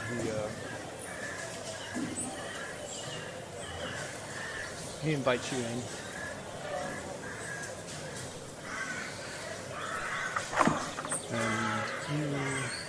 And you wanted to find out where Gulliver was. Let's see. About right now.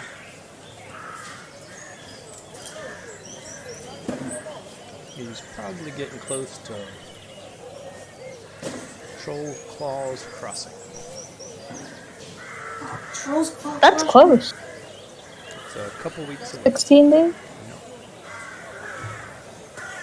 But yeah, you the main thing that you're going to be doing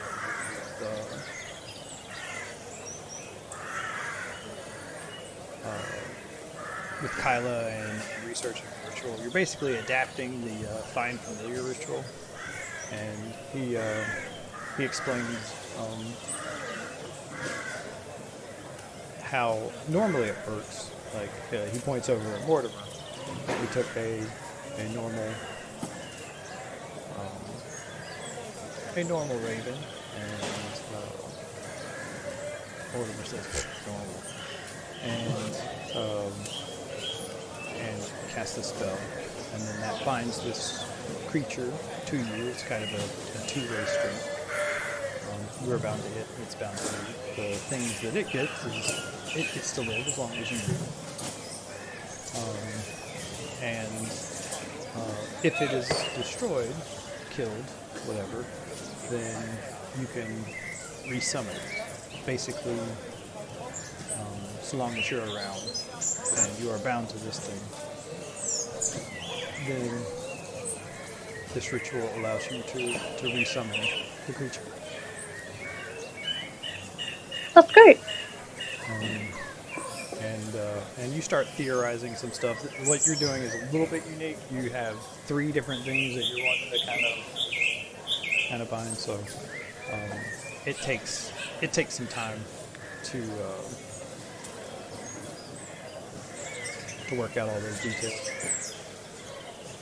But yeah, go ahead and give me either research or investigation, or I don't know what. Arcana.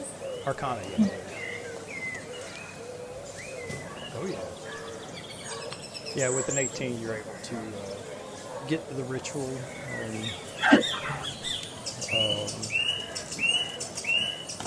The way we had talked about it offline, which is basically at any one time you can have one of your dragon moves out,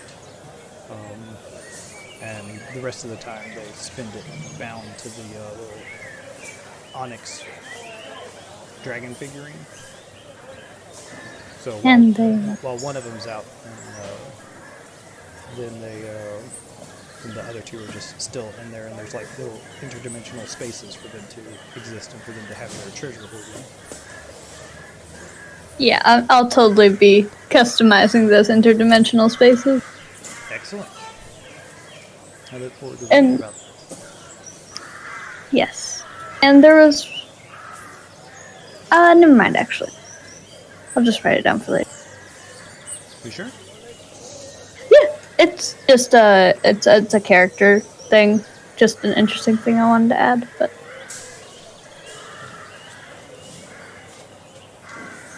Very nice. I'll show this to the people watching the YouTube later. Bloop. It's pretty good. Nice little happy flag. I put the pseudo dragons on it too. I love you. Yeah, yeah, great. That's just kind of what I figured she looked like. Yep. I didn't look at the pictures, obviously, because Always. Karen wouldn't have. Always The done. 3 pseudo dragons! I think my favorite one is Yuri, though. I think he came out very well. Yeah. I agree. Ah! That manic energy, you know? The extra eyebrow ridge. Yeah. I like that you made Ugg look like Radicles. Oh my gosh, I didn't mean to, but yeah.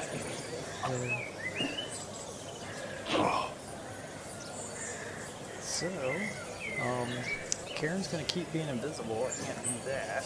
So, as time goes on, eventually the week is up. Is there anything you're wanting to do before the cultists kind of get there? One thing that happens with Baldur's Gate is they do not allow wagons in the city. One of the reasons for that is there's a lot of different roads that are just very steep. It's very crowded. Things are packed together, and a loose wagon would just cause a lot of damage. So what happens is merchants usually drive their goods up to the gate, and then porters carry them from one section through the city to the other, and people have to pay taxes on the goods that they're bringing through the city.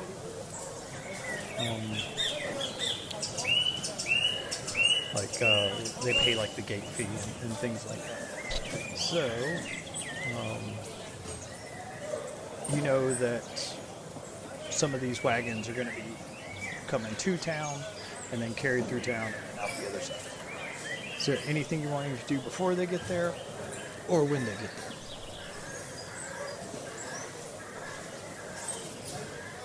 I don't think so. This is for Resmir's caravan? So we've already made all of our contact. We're good to go. This is going to be us setting out on our next journey. Yep. Unless there's more Baldur's Gate business you have. I would think just, keep an eye on them and see how many troops they have. Maybe if they're not guarding the wagons, we can sneak into some of those, possibly. You suspect they would be guarding the wagons because they're carrying a lot of treasure, at the very least. So you suspect that they would be guarding that, and the people that they'd have carrying it through it would be cult sympathizers.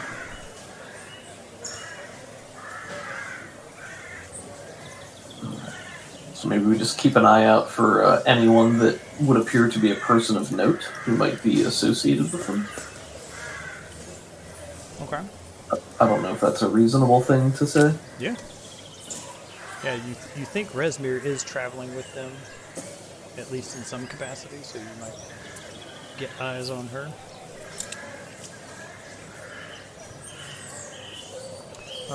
But we're about at the halfway mark, so I think now would be a good time to take a little 5-minute break. Cool. Sounds good. Alrighty.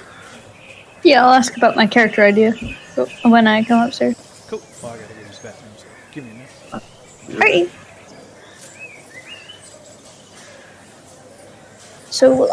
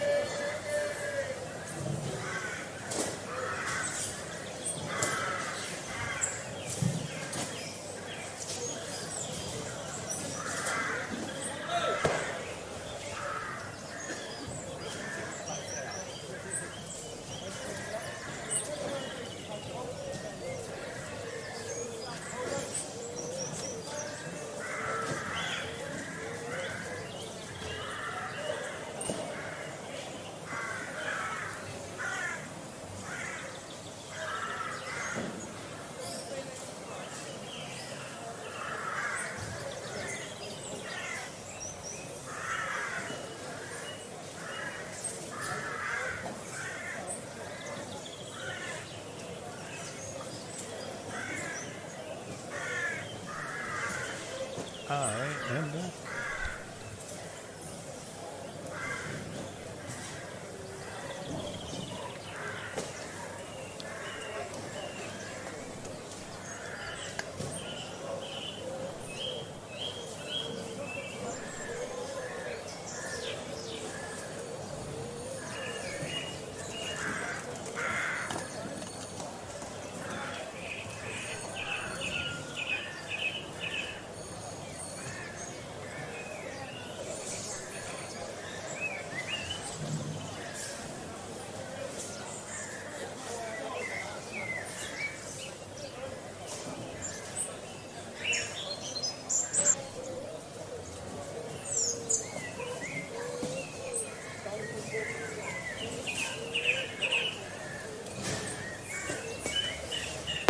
All right, I'm back. Cool.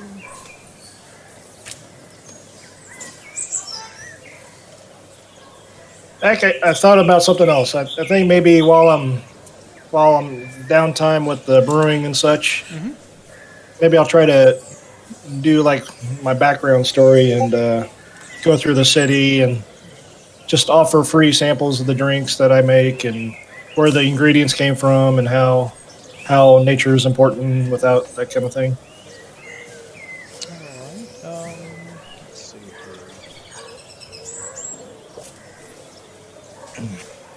Oh wow!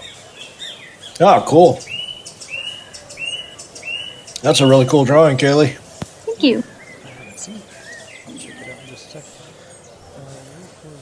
Was it religious service?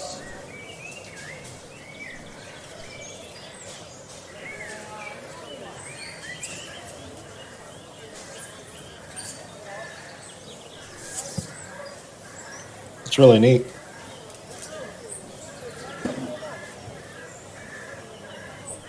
I like the dragon on the halberd breathing the fire. That's really nice.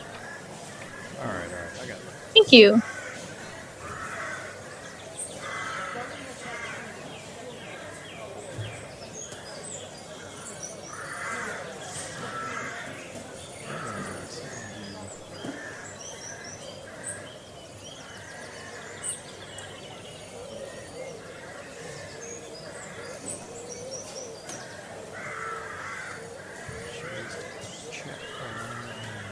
Looking at stuff.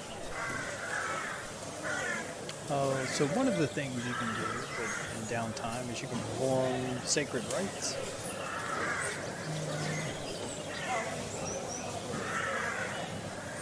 This I is can work very on the cool. actual line art. Just the Yeah, skip. it's really cool, Kaylee. Thank you.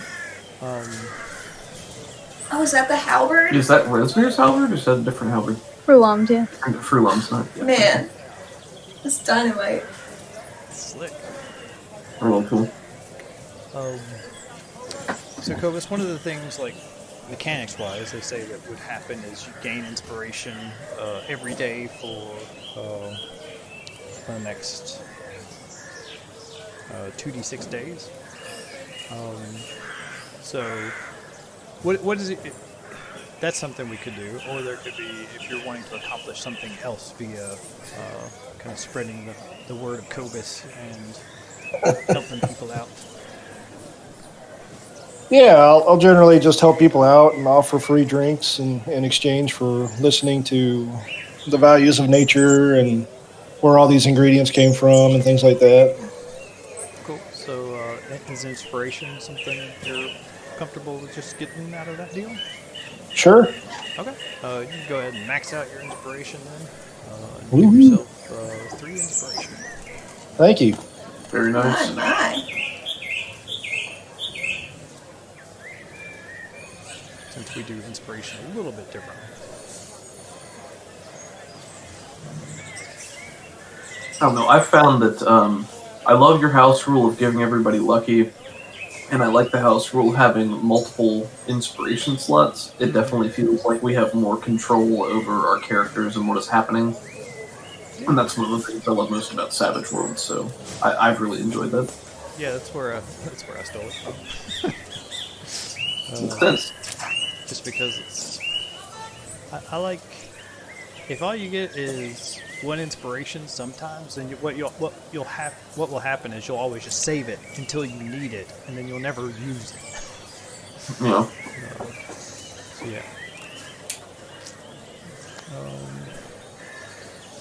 All right, so let me see if I understood the plan right. We were going to hang out in the lower city and just kind of wait for a bit. Yep. Not drawing attention to ourselves. And For many reasons. now we're gonna skip the Karen specific encounter. She's been too cautious and too careful, so I can't get her. I feel like I'm going to be punished for that laugh in the future. Not at all. I'll just save that encounter and reskin it for someone else's. Gotcha. Yeah, she's Perfect. not made a lot of friends. That's good GMing. Thank you, sir. All right. So yeah, you're in the lower city, and is everybody together? Are you all kind of spread out? Yeah, I think we're all together. Yeah. Okay. So you're just keeping an eye probably on the gates, kind of near the gates, waiting inconspicuously, either drinking some tea outside a cafe or whatever. And you do recognize on the outside of the gate some cultists. Karen, you're probably the one that identifies like that's one. I recognize that guy. They're carrying crates about, easily handleable crates and chests and things like that, and starting to go through the gates. And it's probably closer to evening time at this point. And one of the things that you see is, one second.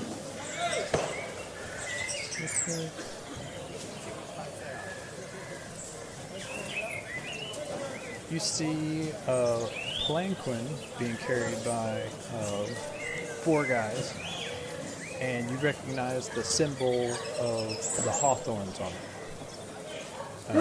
They were the ones that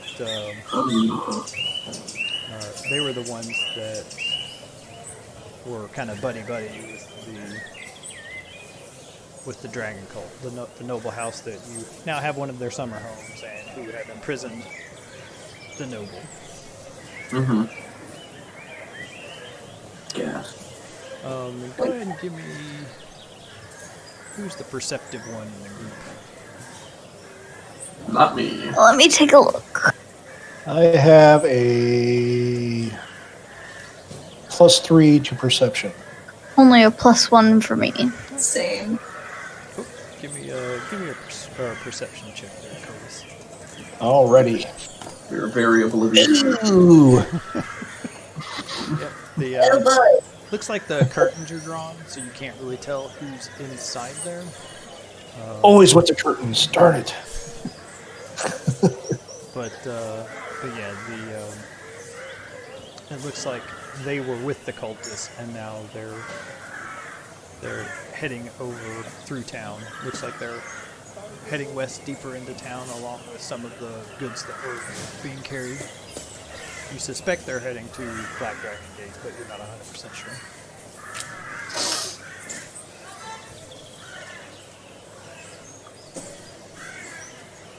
Look at those lovely drapes. I think they're made of velvet. My goodness.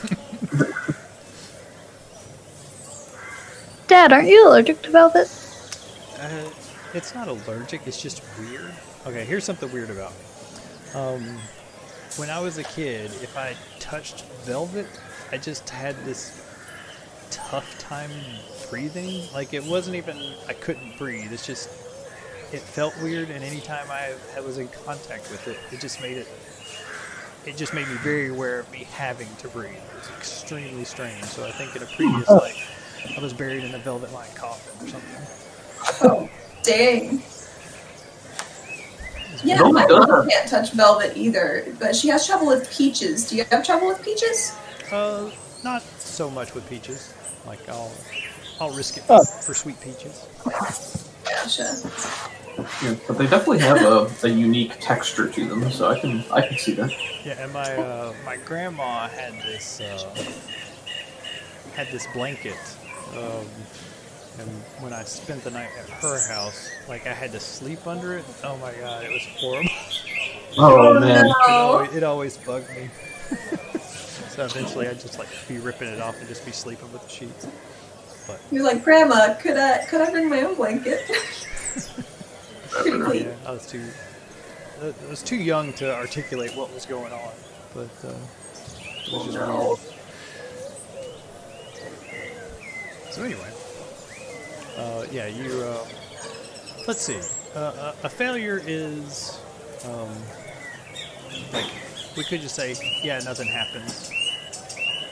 Let's just say nothing happens. All right. You don't know who's in the palanquin.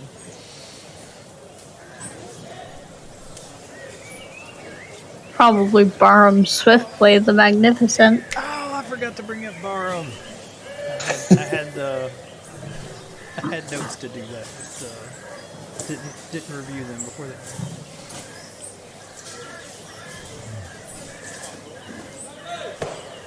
So, what would you like to do? They're moving on into town. So we're just trying to infiltrate this caravan group, right? The thing that's going to happen is tomorrow morning the caravans are going to team up with all types of other merchants, and the plan was for you to meet with Atkins Sullivan and just get hired on as guards to some of the wagons. It doesn't even have to be the cultist wagons. Gotcha. Should we follow the ones walking away right now? Should we? What do you think, Rook? Well, if they have a leader amongst them, we should try to identify who it is. Would Karen have any hot tips on that? Not really. Like, you haven't been insinuated in the group, but you might be able to talk to some of the cultists. They're not dressed like cultists. They're just dressed in like peasant and merchant and just regular people wear. If we need to, since Kyla is a level 3 Harper, she is able to buy, rent disguises and costumes with makeup and stuff like that. So that is an option. She's also proficient in a disguise kit, but I don't think she has one. Yeah, the only people that really got a good look at you guys in general were a couple of people. One was Cyanwrath. He and Yuri were fighting. But as far as humans go, it was dark, and when you fought him in front of Greenest, the castle in Greenest, so Cyanwrath, so you don't have to really worry about him. And then I think that's really the only people you're aware of that actually spotted you. And there were a bunch of kobolds there. They're not having kobolds come through the city. That's for daggum sure.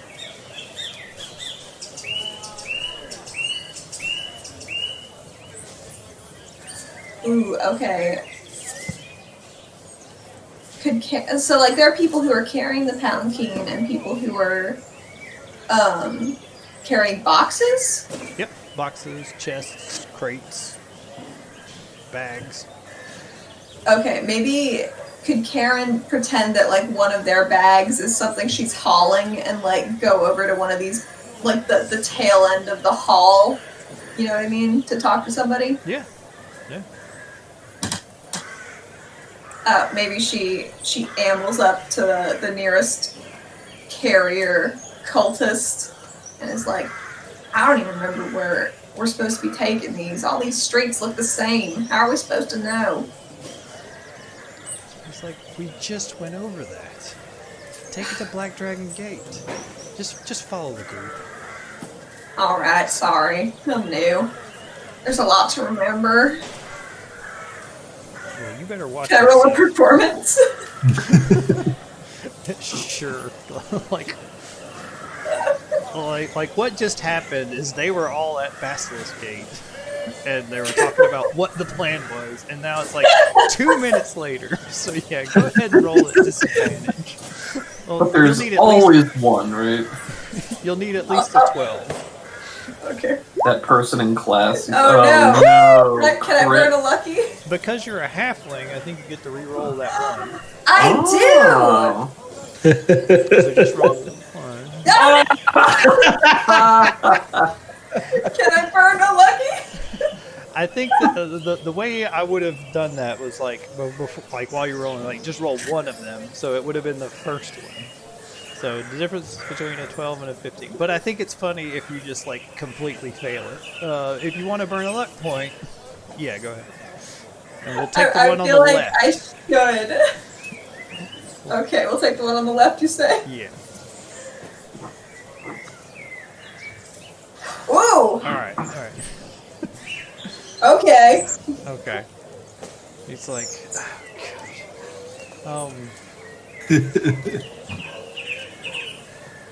like, he didn't even think they had a half with him. But you convinced him that you have a bag. Where are we supposed to take this? It's like, yep, we're going to Blackgate. That's where this group's going.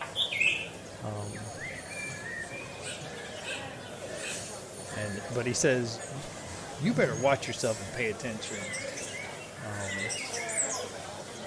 If people find out you're not doing your job, that's going to be a problem. I mean, you think Rezmir would eat me or something? Maybe. Oh no. He glances over at the palanquin when you mention Rezmir. Yeah. Nice. Oh, okay. So, are there any servants going to the palanquin or anybody like that? No, like it's basically an enclosed wagon that's carried by 4 people. And it's they used to use this in was it China or Japan?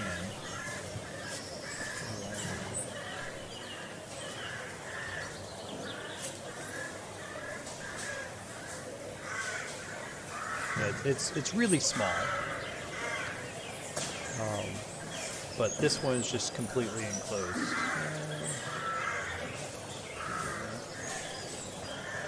This one's a 2-seat or a 1-person like that. Just put this in chat.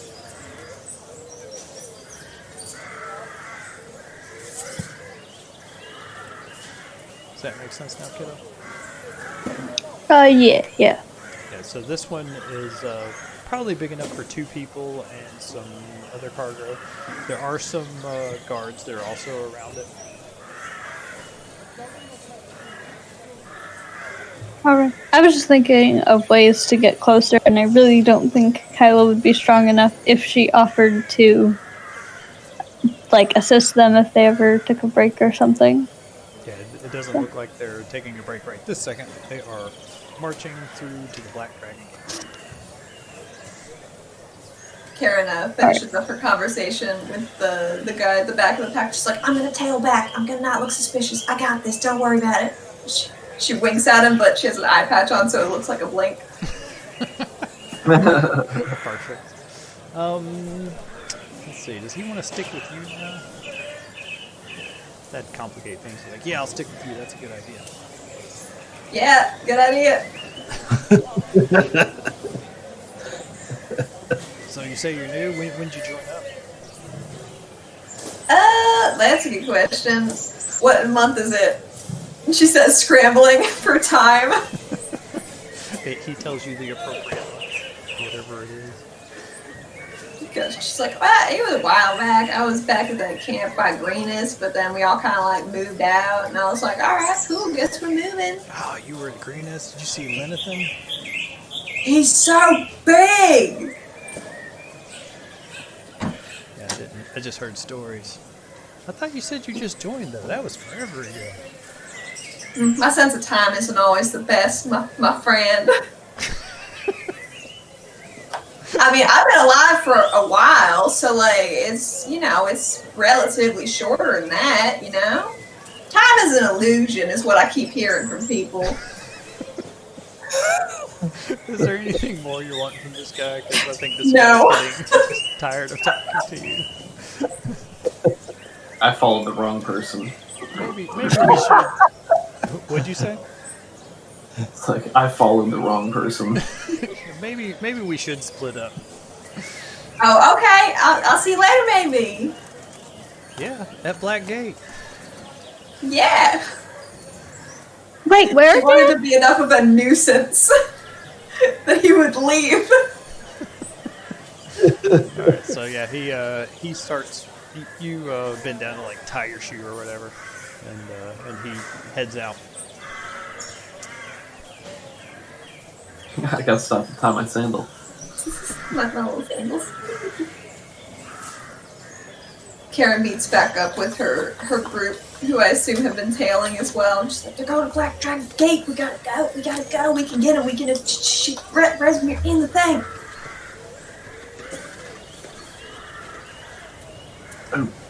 What? Rezmir is in the thing that they're carrying through the city. It's labeled for Hawthorns, but I guess because they're in jail, they can't use it anymore. We might be here, but we're supposed to find out where the caravan is going. Although I suppose we could ask Rezmir. I suppose we could. Should we? Good. Go ahead. No, you're good. Gonna say, But if she's not there and we blow our cover, then it's bad. Sure, it's bad, but like, wouldn't it be worse to let Rezmir get away? Yuri would agree, yes. Out of character, I'm, not wanting to make the decision to derail everything by being like, aha! Throw open the side of the palanquin. And have it just be nobody in there. This is just Karen's gut instinct. This is not what I would do. But Karen's not smart.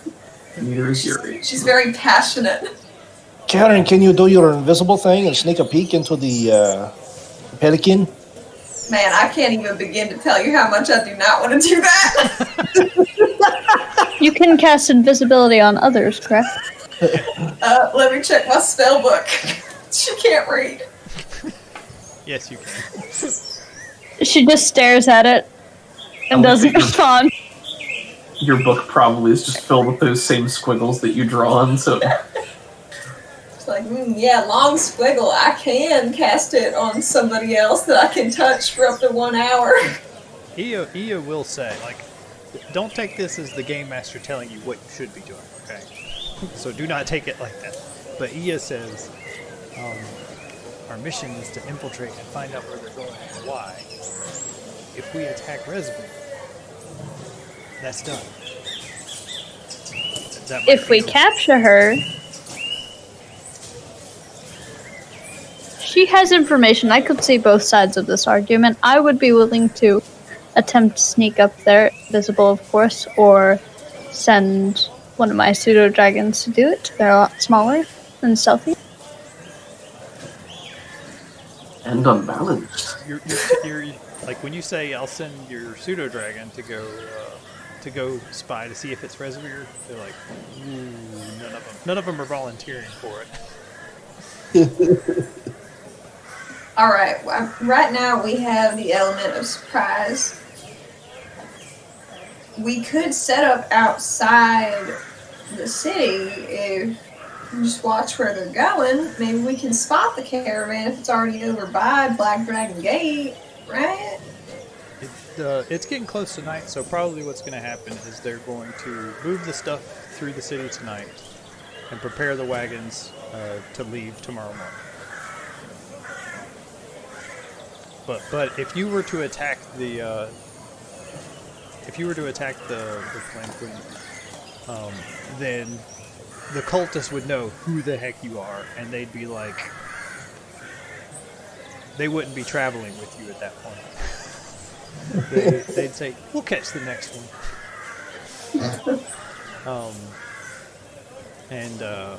So yeah, but if you want to do that, we can totally go that route. Like, if we caught Rezmir and we're like, hey, where is this caravan going? And Yuri knows, like, command, doesn't he? He could just be like, truth!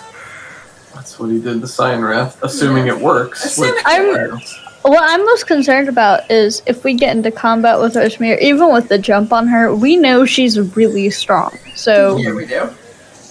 And then if she also has guards with her, then that could be a mess unless we came up with something. You're also in the middle of town, so... Yeah. Cyanwrath was like a lieutenant, and he was a beefy guy that nearly killed several of us, so she is at least one stage, if not several stages higher than him, with additional help, who I'm might not be... saying it's a good idea. Yeah. I'm just giving it as an option. And If they're in the middle, do it. if they're in the middle of town, then can't we just tell the guards that it's the cult, prove it's them, and then they can help us surround them and ambush? That is totally something to try. And just not let them out, just close the gates or something. Yeah, all of this is valid. Like, if you don't want to go on the caravan adventure, we can still do this and try to ambush Resmere and see how that plays out. The other thing, because you do have some information that you think, hey, we think it's going to Naryatar, so that's another lead you can follow. So I am 100% on board with either plan. What do you guys think? I think Kyla would be okay with both, because there are benefits to just trying to capture Resmere, and they do have the advantage now when they're in the middle of town. But then also, that's not part of the plan, and something could go horribly wrong. So, out of character, like, as a player, my gut tells me that we should follow the original plan, and that logically Resmere is probably going to be very, very powerful. In character, Yuri has an 8 intelligence, and, wants to go big or go home most of the time, but I think is intelligent enough to realize that he's not the best planner. So, as much as he might like the idea of that, he has almost been killed once by somebody not that strong, but is probably reluctant to admit that to the group. So I'm happy with whatever the group would like to do, of course. Well, time's ticking. We've already been talking about it for about 15 minutes. So you're probably getting closer to the upper city at this point. So now would be a good time to contact guards, I would say, if we go through with that. My gut tells me that the loose alliance of different factions had us doing this specifically because they didn't want to spring the trap right now. That's why they asked us to infiltrate. So they could have set, like, if they knew the caravan was coming through here, they could have planned a trap to catch them here if they thought that would be the best thing. But they didn't ask us to do that. That's a good point, actually. I didn't think of that. Yeah, they could be concerned with innocent standards. That's true. That's something that I, as a player, hadn't thought about. Karen was only half listening for all of that conversation. Allie listened, obviously. What did you say, Cobus? I didn't hear what you said. Oh, I was just saying, yeah, they could be concerned that the reason they didn't want to do it in here is because they were concerned about innocent bystanders getting hurt. That they didn't want to stop the caravan. So my out-of-character vote is going to be continue with the infiltration plan. My in-character vote can certainly go along with capturing Resmere. But I'm fine with either way. Yeah, I'm kind of torn as well, because on the one hand, that could be some very interesting roleplay. On the other hand, totally ambushing Resmere could be fun. Then again, it could all be a scam. She might not even be in the palanquin. It could just be a trap. Because there's... Sarah didn't verify. Yeah. I think we wait. I think we get more information, find out who they're connected to, who all the insiders are around the city, or at least as much as we can, anyway. Sounds good to me. Okay. I think if we want to attack them, we're going to need to confirm that it is Resmere in the palanquin and not a scam. And if we just want to go along with the plan, then we can continue with that. That's mine. So let's go with the original idea of infiltration, but try to gather as much intel as possible. Lug says that he wants to take out Rezmir. Ia says no, she wants to. She wants to follow like the original plan. So there you go. So you said you're going to try to gather more information. Were you sending your a pseudo dragon up? If invisibility could be cast on them, yes. I would be willing, yes. It'd only work on one of them, I think, though. Yes. So who would you like to send? I'm going to send probably Shadow. He seems like he would be the stealthiest. And what are your orders? Just fly up, don't get too close to anybody, and take a very quick look inside the Palanquin, then come straight back. And there's a gold piece or two up for grabs. Allie, don't forget that all of your spell slots are the highest spell level that you have every time. Oh, does that increase the duration of that? No, it Invisibility? lets you cast it on one additional creature. Oh, so you shit. can actually make 2 things invisible at once. Oh my goodness. At level 3? Yeah. Wow. Because invisibility is a second level slot, or a second level spell. Alright, well you can send 2 of them if you want. I think I'm gonna cast mage armor on Shadow as well. Okay. Ooh, maybe she casts it on Shadow and herself. Just in case. Just in case. I'll be around, guys. Just in case. Hops up on Yuri's back again. Get- It's just so you don't lose me. I was just making a joke. You weigh nothing. Ah, Alright, so that's very exciting. yeah. You do it on Shadow. Shadow turns invisible. He's gone for a little bit. And then you eventually hear his wings. And let me look up what pseudo dragon stealth is.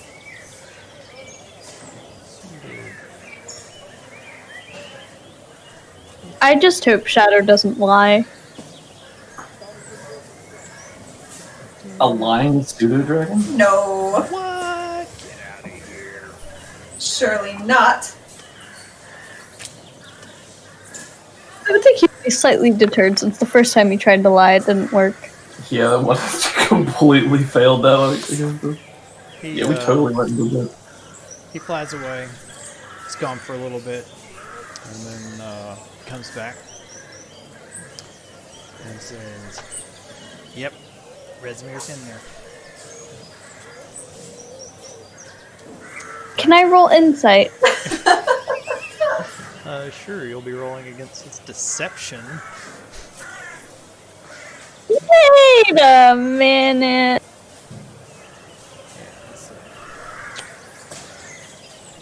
Let's see. Oh, he doesn't have that, so it's just going to be straight up charisma. Oh no. Oh dear, I might have to reroll that. We'll see though. You got a 17. Oh, it went to GM. God darn it! Why won't you? All these extra tokens that are here are all rolling. Hidden. I got a 17.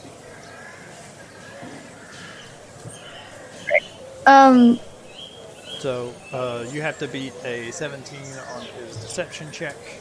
If you fail, you'll eventually figure out the lie, but it'll be a little bit too late to act on it. I think she's just gonna ask, so what did Rezmir look like? She's a black half dragon. She was sitting there in her purple robes. And why?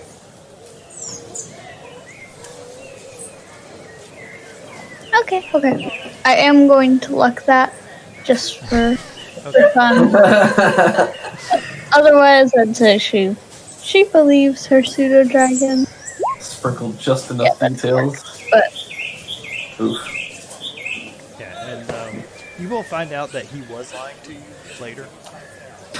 When we open the palanquin and she's not there. No, like it happens over the next couple of days when he said that like he's just bragging about it to some of the other pseudo dragons. Well, then his treasure will be revoked. Or at least the 2 that he got from... Yep. Shame. Shame. So yeah, but as far as the group's concerned, Rezmir is inside the plank. Alrighty, Kylo believes this.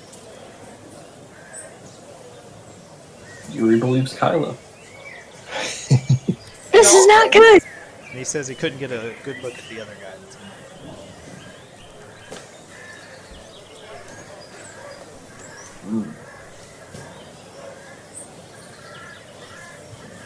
So, making your way to Black Dragon Gate. The plank one goes in first, and it looks like the people that Karen had identified earlier were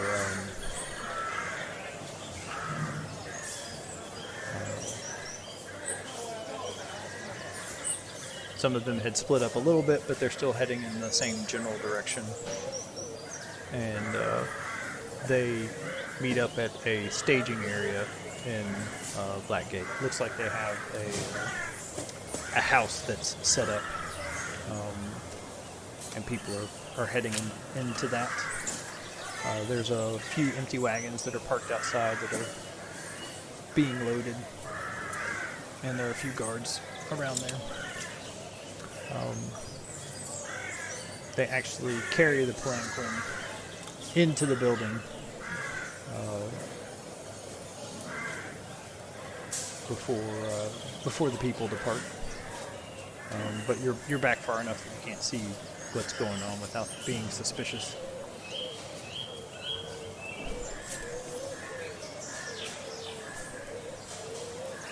What would you like to do?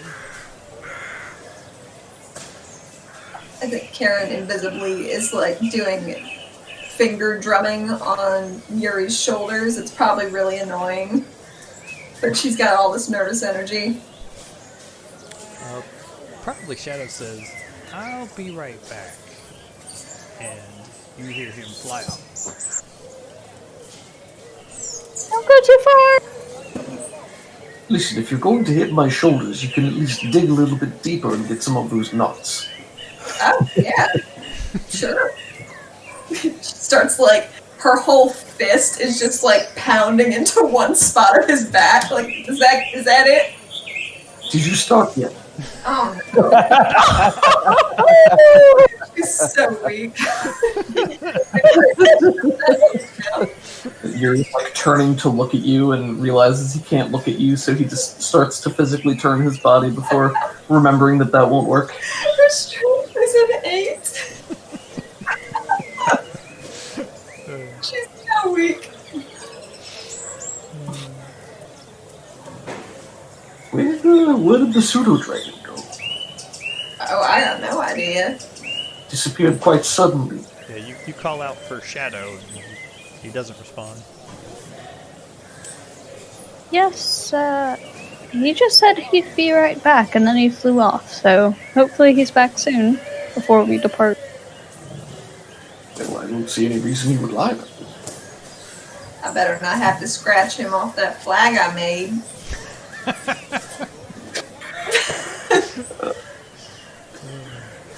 Worried about the real problems. Yeah, right. I don't know, is there anything else we need to do here? While we're waiting? Anything else we should be looking into? Can Karen look around behind them to see if there's anybody else, like, in the procession? Yeah, there's some people trickling in still. Hmm.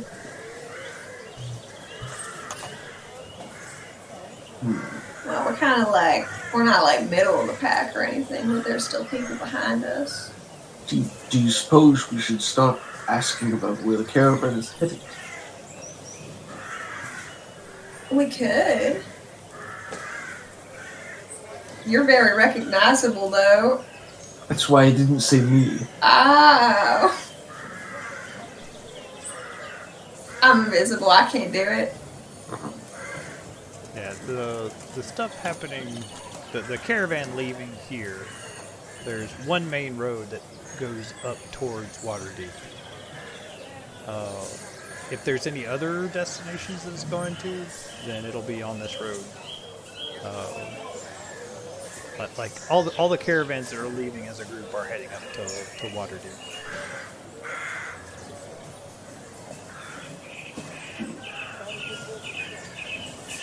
And it passes that swamp where The swamp is past Waterdeep. oh, it's even further north. Mhm. Gotcha. Okay.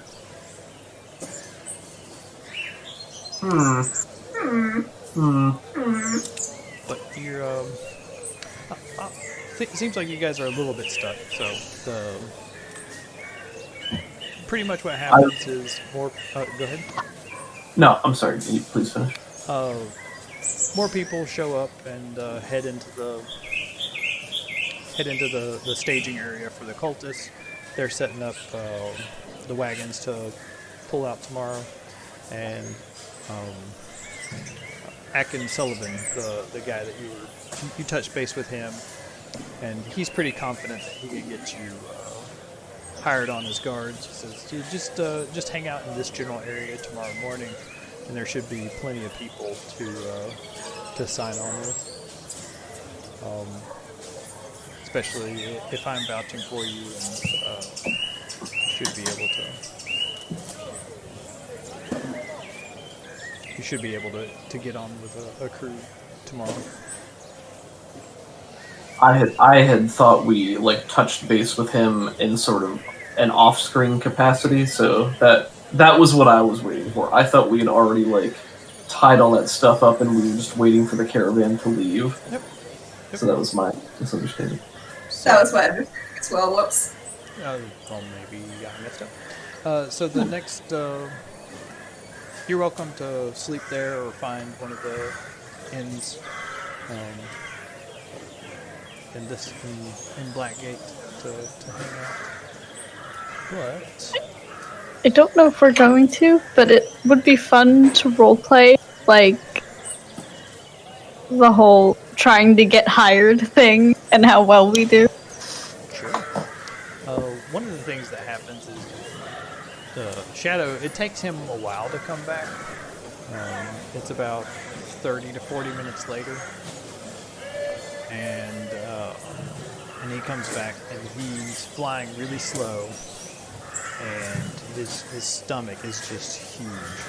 Oh my god. Chad, what did you do? I was getting worried. I just ate some dinner. What did you eat? Huh? What did you eat? Everything. Where? Shut up. He tries to go to sleep.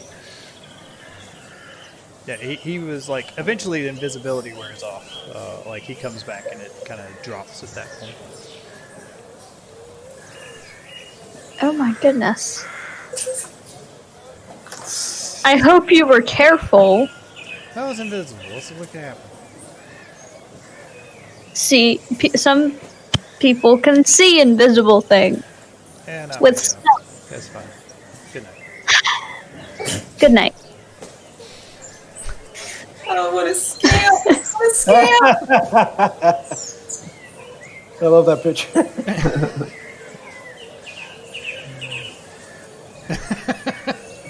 Perfect.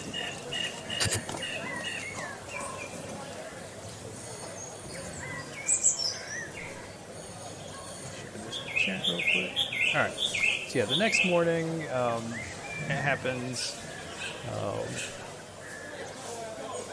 It's really close to dawn when everyone's starting to move, starting to get together, and the caravans are starting to get set up to head out. Let me pull my notes back up. So, maybe you've talked to a few different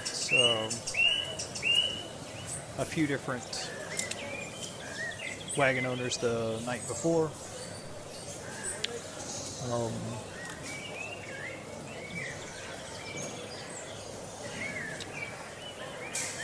And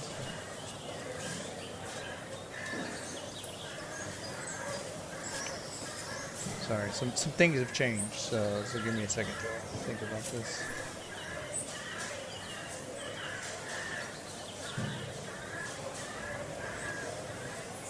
Would you like to roleplay getting hired on by individual things, or can I just assign people? Either way is cool with me. That's up to everybody else. I am fine either way. I feel like it could be interesting, but whatever. Yeah, I'm happy either way too. Okay. In that case, there's a couple of different ways you could get hired that I can see. Either some sort of persuasion role, or possibly an athletics role, or you could demonstrate some sort of impressive skill that you have. Oh, this is all a trap for Yuri. Yep. Embrace it. Embrace it. Yeah, I mean, Yuri loves to demonstrate his abilities and everything he's good at. He just feels like he's not supposed to. What a trap. Sounds like a good time, a good way to earn an inspiration to me. Can, That's what so I'm hearing. Oh, I just had a really cool idea. Go ahead, I'm sorry. I was gonna say, for Yuri's purposes, can his approach be more like, he's obviously extremely strong and can do all of that? Can his be more using his level of super strength, but making it appear as though he's like not actually that strong? Like, pretend to be smaller and frail, but able to lift a normal amount of stuff that would still be impressive? Does that make sense? So you want to pretend to be frail, but you can lift a normal amount of stuff? Let me rephrase it. I would like for him to adopt a frail or small posture, but have a normal amount of strength by using his super strength. So if he was like pretending to be small and hunched, he'd still be able to lift an impressive amount of stuff for somebody of that size. Okay. Does that make sense? So you're trying. That's cool. You're basically just trying to not appear to have superhuman strength. To that extent, yeah, I think so. Yeah, that's fine. Okay, so you can roll athletics at advantage, and then shave a little off the top if you want to. There we go. My.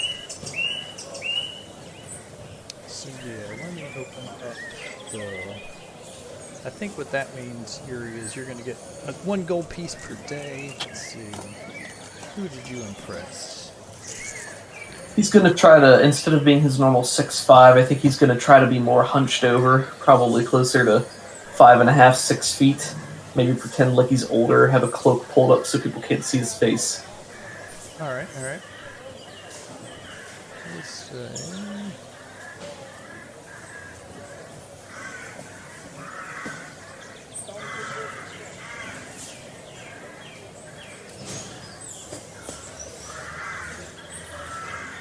Alright, we'll say Archie Yelton hires you. Good old Archie. He's an independent wagon master with 2 wagons in the caravan. We'll say he hires you and Ugg. Both are hauling cured furs and uncured hides, and basically he just has he doesn't care about manners, or he's just very vulgar, picks his nose. He's a wilderness man that has turned into a wagon owner. He's like a very uncouth trapper, and he's heading up to Waterdeep to sell his wares. And you and Ugg are hired on with him.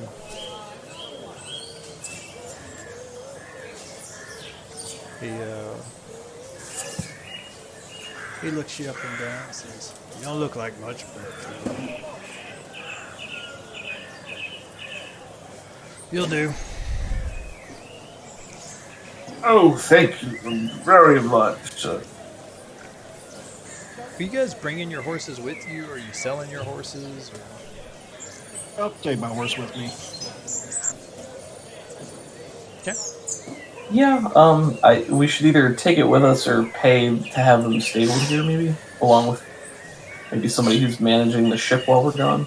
Yeah, I like Purity. Cool. Oh, that was the name of my horse.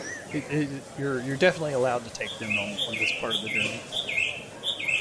I have a celestial steed now that I can summon. So True. That might I will not stand have out. that out. Yeah, I will not have that out currently. It doesn't really specify in the spell. Like, once you summon them, they just exist permanently. And if they die, they can be resummoned. But is this the type of thing where he would be able to, ask it to desummon itself until he summons it at a later time? Yeah. So also in like kind of the tryouts, like you're just looking up and down, checking out the competition. There's lots of different people out there, but one guy that just stands out is he's a human, but he's 7.5 feet tall. He's not really thick, but he's big for really big for a human, and he's just kind of quiet for the most part. He doesn't bother with the tryouts. He's just standing around and just waits for somebody to come pick him, and then he kind of trundles on over to a different wagon. Who else wants to try out? Karen will try out. Little halfling. Who's got the flaming staff? Me, I Okay. think. Yeah, I thought that was Karen. Okay. How are you trying out? I think she goes up to one of the wagon owners and is like, "Listen, I know you're gonna look at me and you're gonna think, oh, she can't do nothing, she's so little. But what I can provide are distractions." And she makes like rainbow sparkles in the air. She does an arc with her hand and summons like makes like a minor illusion of some beefy dudes behind her that sound real with prestidigitation and thaumaturgy assisting. Nice. Wow, that was the ultimate cantrip combo. I know, it's one of my favorites. The guy you're talking to is he doesn't seem very impressed at all. But another merchant comes by and says, "You're with me. Come over here." Thank you, kind sir. And he explains to you kind of what he's planning on doing. He holds out his hand. I'm Bade. I don't know how to pronounce this, but I'm going to call him Bade. He's a half-elf merchant, and he has a wagon that's full of ale and beer. And in general, that wouldn't be worth carrying all the way up to Waterdeep. Just they have ale and beer up there. But he leans in close to like, here's my idea. We're going to be selling this to the people here in the caravan. Nice little traveling bar. Make a little coin, get some tips. And I figure you, with your little finger wiggling, might be able to put on a little show for people, maybe? Oh, I can put on a show. This is going to be great. You will not regret this, sir. I'm just happy to be gainfully employed. It's my pleasure. Yes, go ahead and roll a performance roll. See how much he's going to try to cut you in. Okay. Oh, nice. Yeah. Yeah, you're gonna get 1 gold a day plus a little something extra. Nice. She makes her illusion men start dancing. Nice. All right.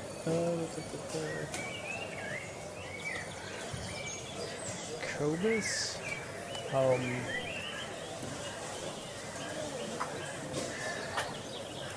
You see a woman that is one of the merchants. She's just really treating her animals super nice. Aw. She's doting on them. She's making sure like the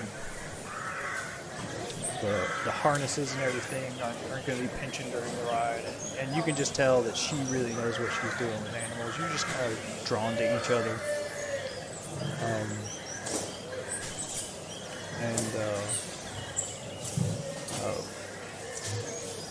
I think there'd just be a good fit for the both of you. After she's heard some things that you've done and you can do, she probably approaches you and gets you to try and convince her to join. What kind of role would you like to make? Yeah, I'll try to do persuade. I'll tell her that I can talk to the animals for her and ask what their needs are. I can detect all sorts of different types of magic and poison and disease, and I'm a good healer. Let's see here. Yeah, I'll do persuade. How's that sound? Yeah, go for it.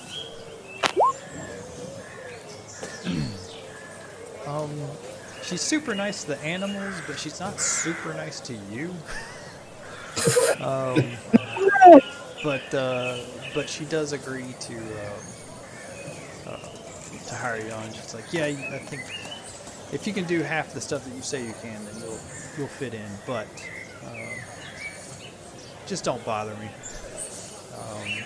She offers 8 gold for every 10 days that you travel. Alrighty. I will prove to you that I am worth the money, I assure you. I will not bother you, not one bit. My brain heard 8 gold per 1 day. I was like, dang! 10 days. And an extra 7 for every day to not talk to her. So how are things? And docking your pay. Oh. I think for Kylo's tryout, we're definitely going with the fly spell. It's like her main performance spell at this point. Okay. So And I think these what brilliant gold Sorry? dragon wings sprout out of the back of your back. Yeah, I think they're not super flashy. I think they're like mostly I'd say they're mostly transparent, so you can see them, but they're not like glowing, flaming. So I think she wouldn't fly up super high. She would just fly over to another wagon and say, "Hey, you look like you could use a spellcaster." Obviously not that, but I don't know. That's a strong pitch. I like it.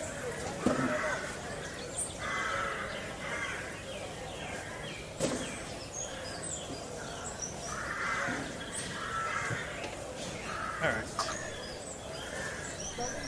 Oh, what would you like to roll? performance, of course. Go for it.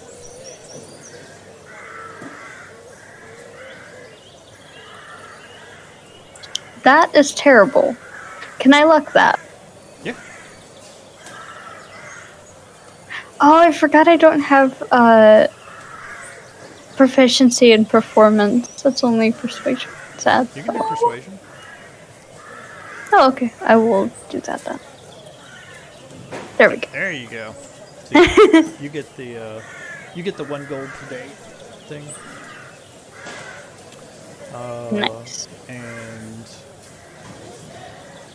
we'll say that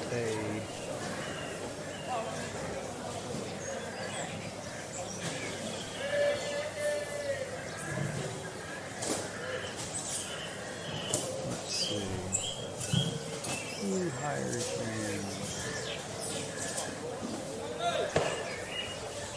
Was it the gold dwarf? I'm trying to find out. Yeah. A gully dwarf?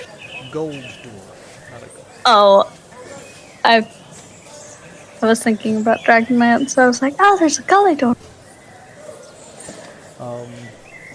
and I'll give you a little more information about these guys here in a second. He hires you on, and looks like he's hauling cooking oil and perfumes all the way from which was a really far way away. And he's hoping to make a huge profit from the aristocrats and dandies of Waterdeep. Over the next few days, he just talks about money constantly. He's just very miserly, and he doesn't.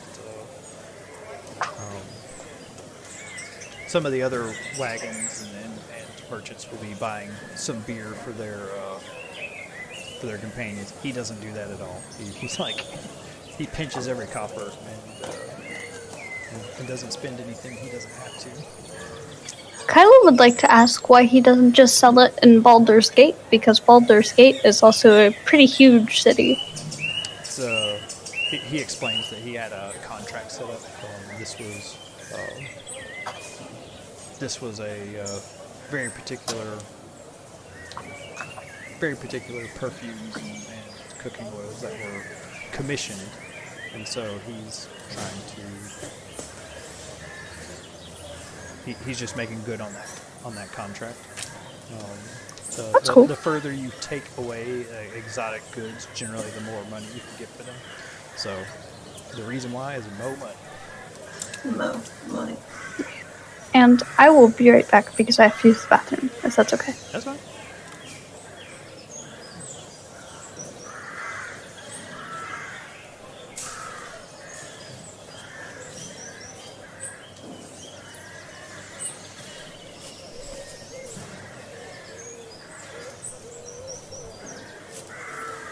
The endless ice sea.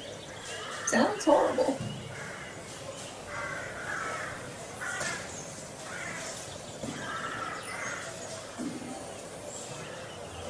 And why do they seem like they just pound their fist on the keyboard for these names?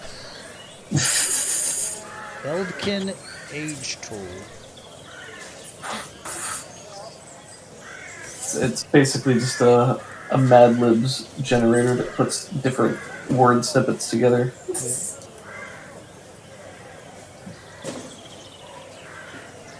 Here's one. Here, I'll do one. Let's see.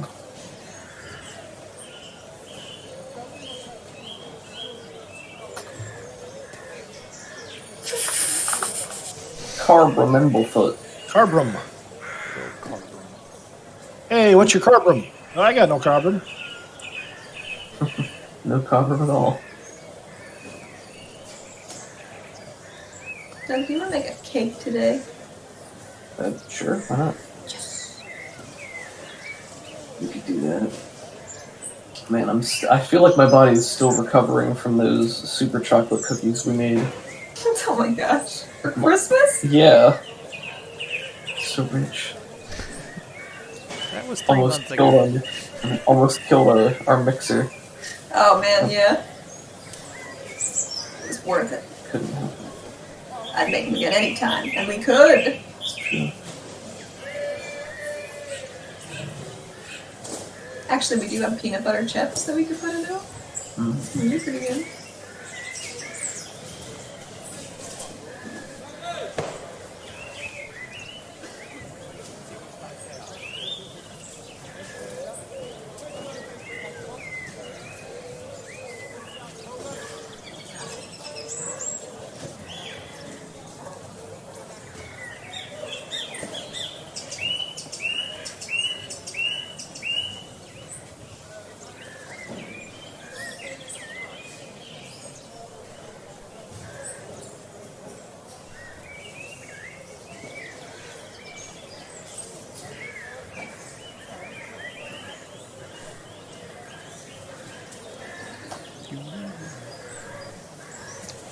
Cobus, tell you a little bit more about your person. Over the... There we go. She's hauling exotic woods from the jungle of Short for the master carpenters and cabinet makers of Waterdeep to turn into exquisite furniture. Ooh. She is just impatient with everyone and seems to prefer the company of animals.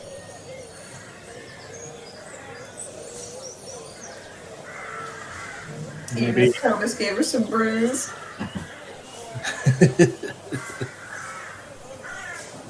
I am back. Welcome back. Excellent. Alright, so people are getting situated, everybody's getting ready to go, and then this female shield dwarf starts walking up and down the caravan, just looking over people's wagons, and then she says, "Alright everybody, listen up! This ain't my caravan, but we're gonna have a few rules on it. The Fields of the Dead. We will not be lighting any fires in the evening. It attracts bandits, hobgoblins, and the undead. So, if anyone's going to do that, you either stay here or you go now. And we'll catch the next caravan." And she walks up to each of the wagons, and everybody's nodding, but yeah, that's solid advice. And everyone's in agreement, unless one of the players makes a stink about it. I'll just nod along with the rest of the group, the crowd. Kyla will be disappointed, but also nod because fire is kind of her theme, so. Karen's fingers shift on her new staff of fire explosions. Yuri takes a deep breath and tries not to blow anywhere. Yeah. Kyla tries not to sneeze with a little bit of fire with her dragon's breath. And then she says, and when we get closer to the Troll Claws, the Troll Claw Hills, I want everyone to have some sort of source of fire around them. It's infested with trolls. I don't want to be drug off into the woods. I think that's all we need to talk about for now. Any questions? How long till Troll Claws? 2 She yells weeks. from the back of the group. Cool, thanks! I assume you put down these little red day markers for us on the trail there to show how long it'll take. Cool. Yeah, you guys are in Baldur's Gate right now. Nice. Alright. Enjoy the trip. Stick together. We'll get through this fine. She mumbles under her breath most of it. And then she heads back over to her wagon.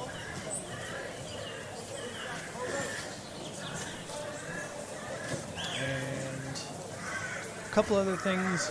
One, the palanquin looks like it was getting sold this morning. It's empty now. And I guess that's the only thing. Not a couple of things. One thing. And yeah. Caravan's getting ready to move out unless you have any other last minute business. Nope, Karen wants to get as far away from the city as humanly possible. Yeah, I think we're good. I got plenty of torches, so not that those will be used in the Field of Dead. Yeah. Oh. Yep. So yeah, the wagons head out. It's a pretty long procession of about 15, 17 wagons, somewhere in there. You could have an accurate count, but I'm just giving you a gut feeling. And Karen, you definitely identified one of the wagons. You do recognize your one of your contacts, the guy that you talked to, actually. Nice. And let's see, what else is going on? And you would also recognize that there are a couple of other cultists just scattered around as guards as well. But then the wagons are off. Zero recovered. So a couple of people that just kind of stand out over the next day is there's a woman she's green. She goes by Green Imsa, and she's green from head to toe. Her skin, her hair, her eyes, everything is just green. It's like somebody dipped her in a cartoon vat of green ink, and she came out that way. And does anybody else stand out? Obviously, the really tall guy is named the Pole. That's just what he goes by. He's pretty quiet, but he just walks next to the wagon he's guarding. Nobody really messes with him. But that's all that really stands out in the first day. The caravan moves pretty slow, about 15 miles a day. You stop for lunch to give the animals a rest. Then you travel through to the evening. People cook food before sunset, but then afterwards, that one dwarf comes around to make sure all the fires are put out.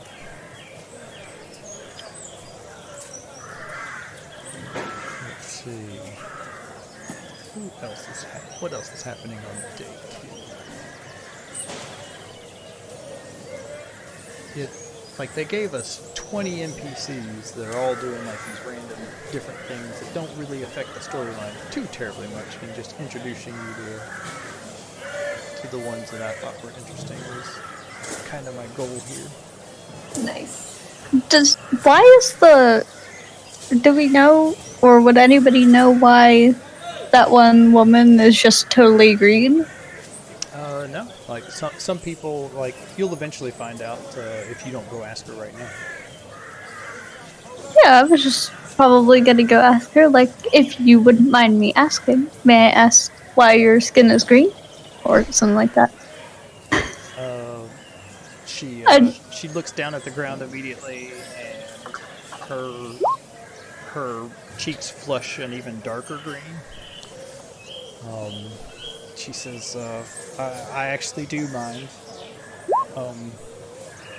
And she, like, moves to the other side of the wagon. Oh, I'm quite sorry, I didn't mean offense. None taken. You do think she's offended. That was interesting. Okay. Out of character, obviously. That was a little weird, but... Cut over her shoulder to everyone just shaking their head disapprovingly.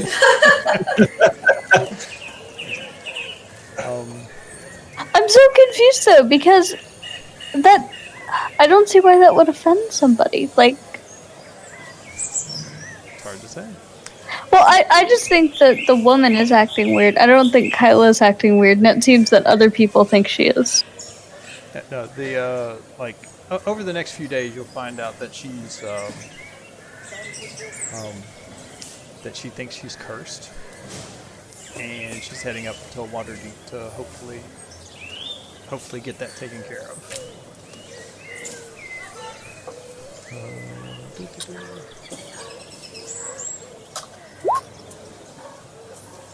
She's friendly if somewhat quiet, as long as conversation stays away from her past.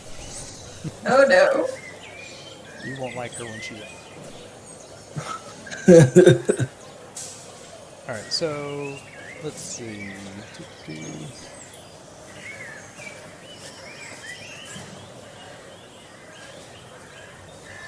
After about... Oh wait, so you were allowed to have fires at night for a little bit, but after about day 3, that's when she says, alright, we're entering the Fields of Dead, no fires.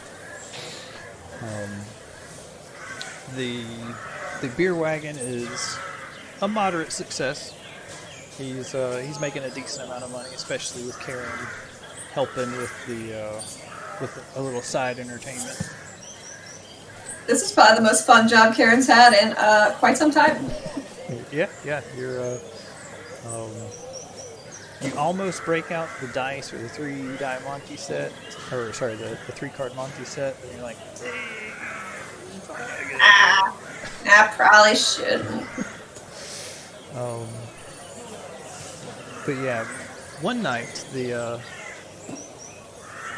guy that you talked to comes over, and in the beer at the little beer wagon. He says, "So, where were you? Where were you when we were prepping?" Prepping? Did I miss another meeting? At Blackgate. I just told you where we were supposed to go. Well, I thought we were supposed to, do that infiltrate thing where we go get a job, right? And be inconspicuous. I thought that's what we were doing. Yeah, but I just didn't see you. I mean, I'm just tiny. Then Sorry, I'm not taller. She looks really sad. then the inconspicuousness worked. It's like, oh great, that pissed her off. I mean, if you didn't see her, that's kind of the point. Then she did her job well. She looks really like she's about to cry. It's like, I remember why I left you in Baldur's Gate. Never mind. You're doing great. Good job. Thank you. You don't know your name. It's Sharon. And he like gets a beer and heads out. So over the last few days, like, you do notice a couple more people that you can identify as cultists. They typically don't hang around too much, but every once in a while you see them kind of pass each other and just chat normally, and then move on.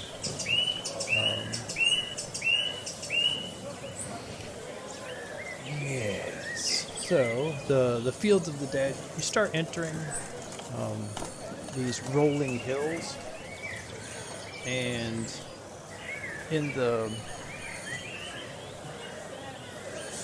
evening you start hearing these just strange calls at night.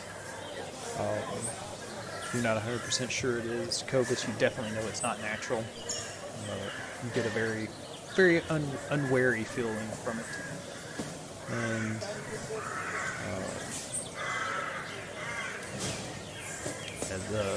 the guards are always extra vigilant through here. Nobody's sleeping on their watch through the Fields of the Dead. And you slowly make your way up. After day 5,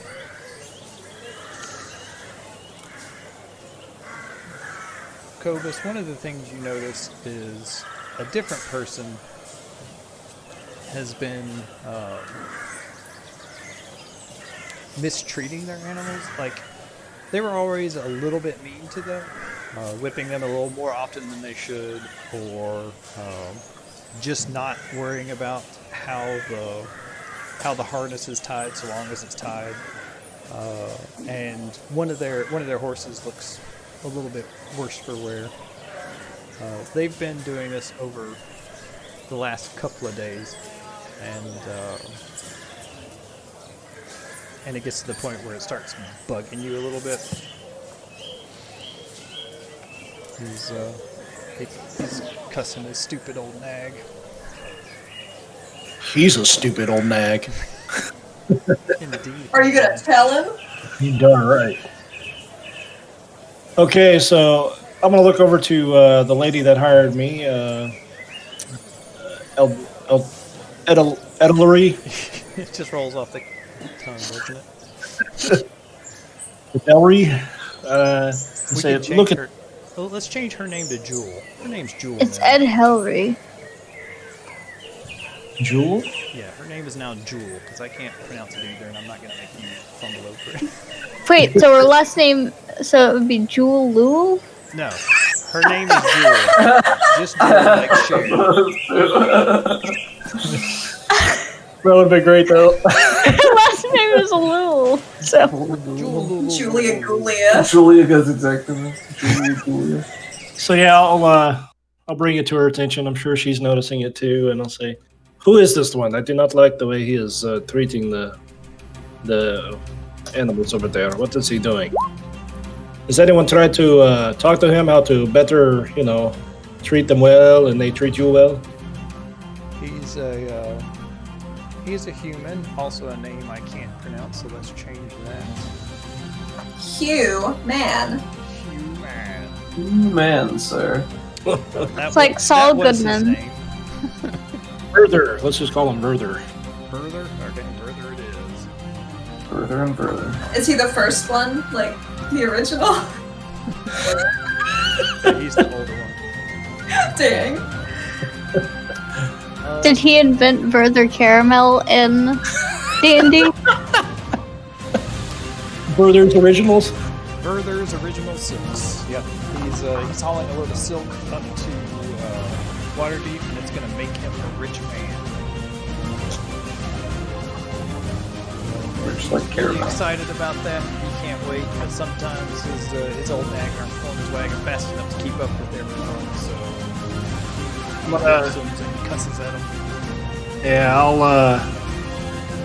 I'll look to her and say, I'm sorry, but I cannot let this stand. I have to go and do something. If you will excuse me for a moment. She waits for a second. And I'll walk over to... I assume we're all, like, Hold tracking. on. She waits for a second and says, yeah, just don't start anything.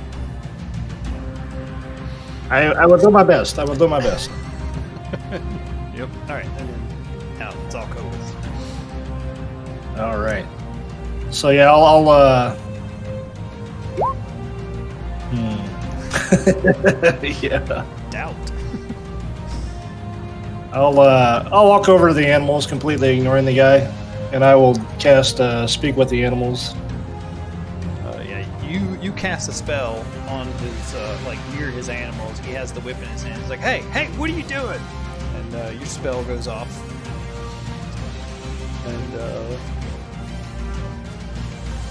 I'll just... his guards are like, you see one guy that is obviously some sort of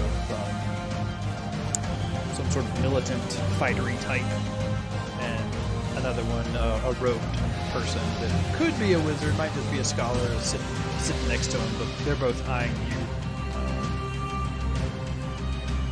I'll just announce to anyone that can hear me, no worries, I have mean them no harm. I am just speaking with the animals to see if they need anything, since clearly you are not taking care of them yourself. They need to get moving, worthless nags. And then I'll just say, I assume it's just a bunch of horses. Yeah, there's two horses. Okay. I'll be like, hey guys, I see you a little worse for wear because of the, and I'm saying this in horse.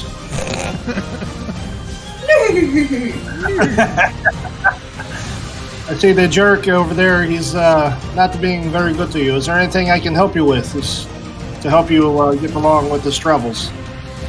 Alright, let's see. We gotta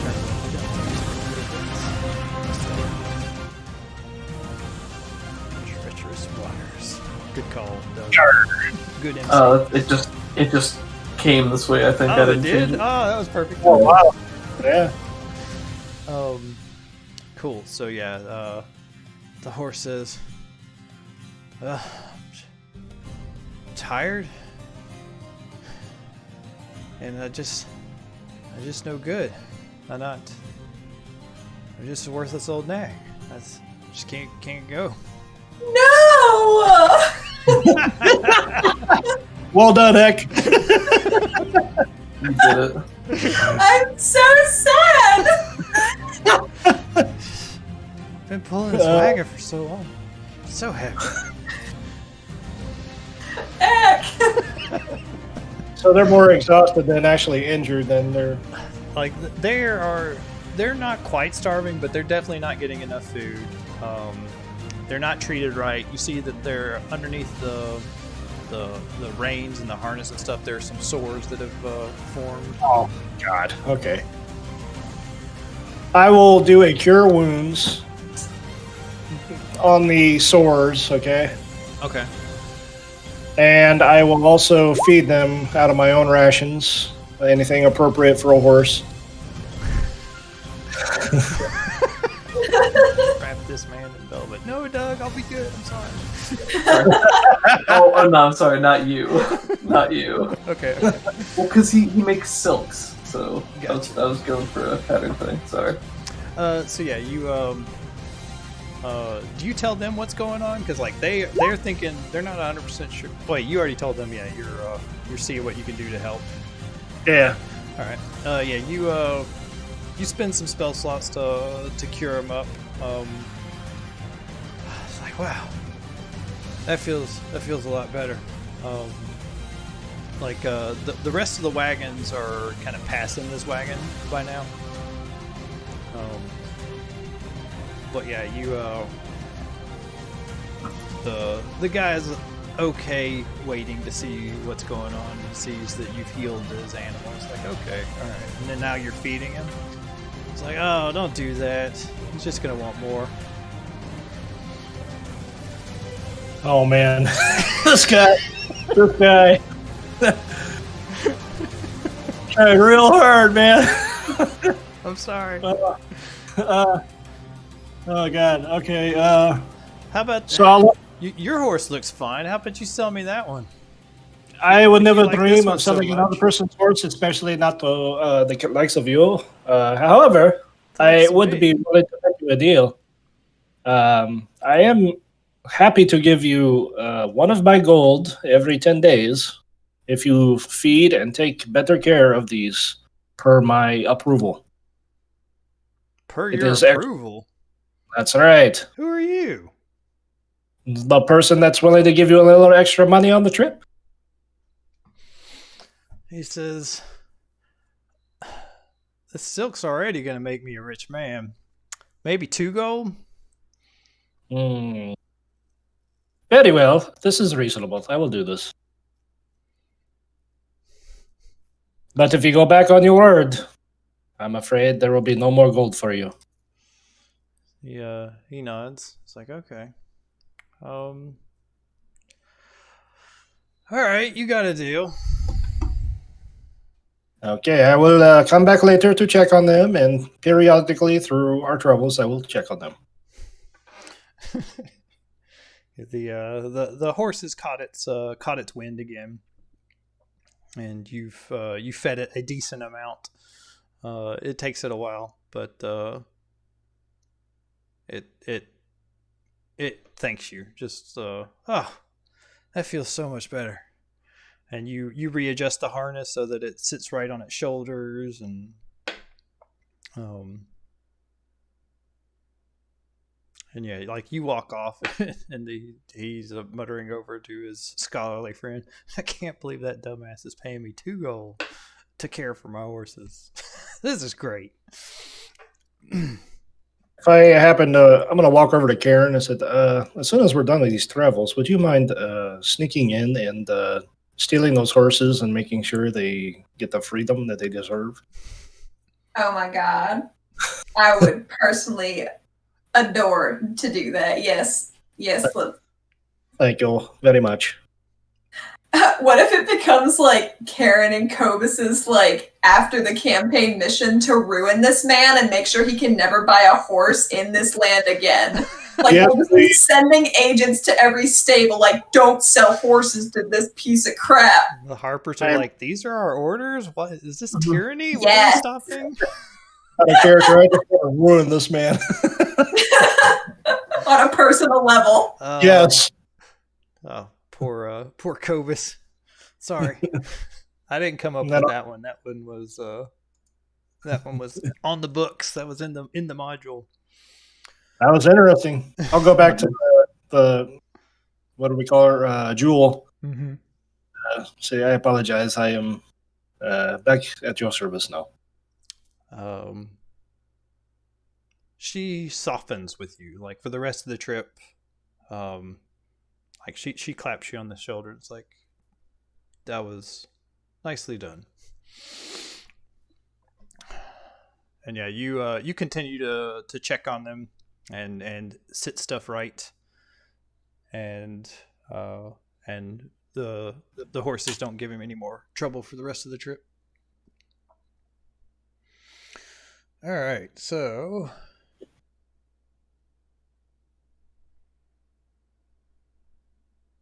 let's see. Moving right along.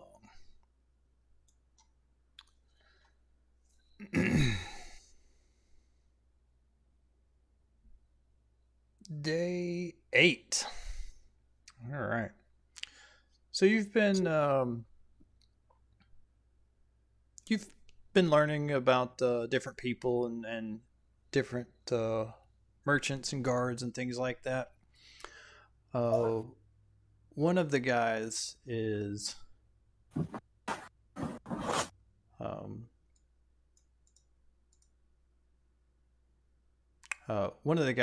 just kind of weird. He's almost always just completely silent and just looks forlorn and just looks like he's completely out of it as he's driving the wagon. And people call him Laszlo the Silent. Laszlo, changing your name so I can remember it. And in his wagon, he has 2 hideous looking gargoyle statues that each have a silver cord tied around their neck and a chain that tethers them to the wagon itself, and a couple of large boxes and other things that are just in the back, and he's just always quiet. And then all of a sudden he just breaks out into this very happy song. It like startles some people that it's a love song about finding true love and living your life with them and all this other stuff. And as the song comes to a close, he's just again completely silent with this just 1,000-yard stare down the road, and everyone's just kind of looking at each other like, what the hell is that all about? What else happens? Anybody else need to know?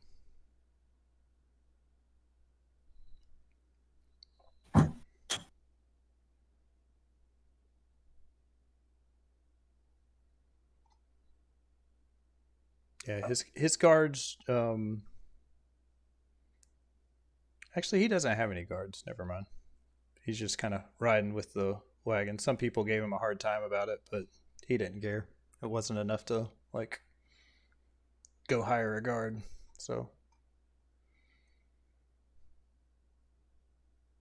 all right. As you're going through the fields of the dead,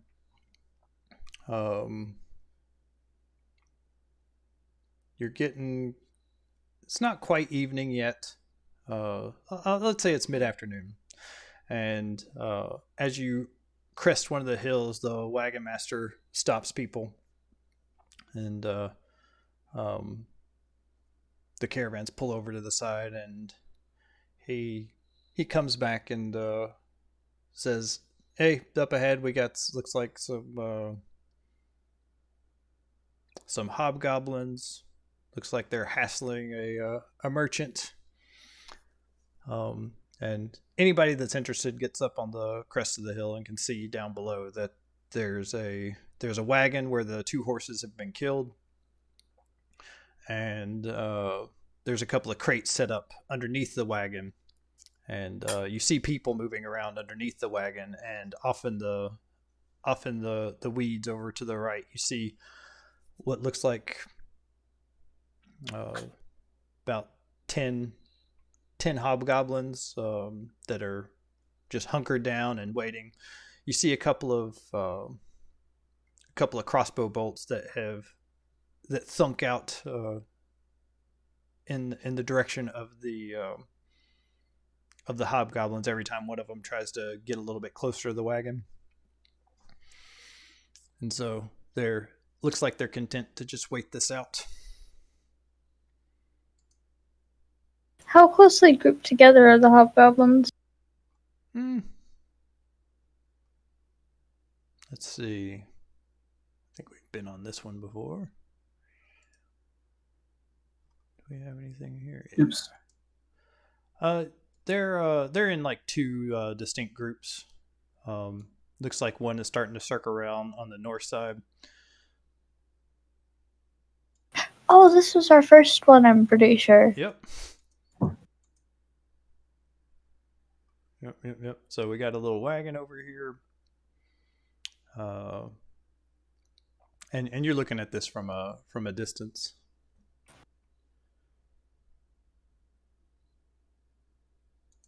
What would you like to do? How close are the hobgoblins groups together?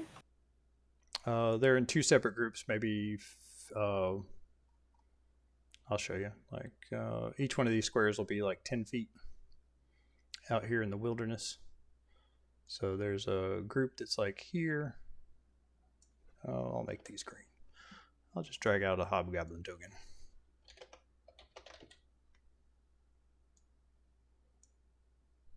That is a sleepy looking cat. Daggum cats. Is she warm? She's very warm, yes. She's been flatter as if it's been getting warmer. So That one will stop. further distance than one fireball. So the wagon has a broken wheel, you said? It looks like the horses have been killed. They're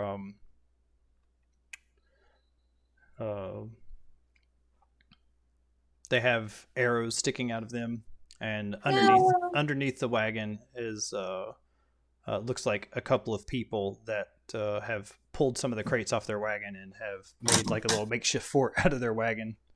Gotcha.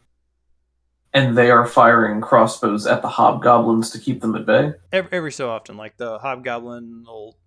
It looks like they've been in a standoff for a little while, and Gotcha. every once in a while, the hobgoblins will start sneaking up, and then they'll get another couple of crossbow bolts at them, and so they'll pull back. It looks like some of the hobgoblins are wounded. What do you think, Ari? Should we charge in and save the day? We are supposed to be keeping a low profile. I don't want to leave these people to their fate. Maybe we could just be a little less heroic about it. Yeah, I mean, Maybe we if could the just- caravan goes down there, then the hobgoblins will probably just get the hell out of there. But if you guys wanted to do something, then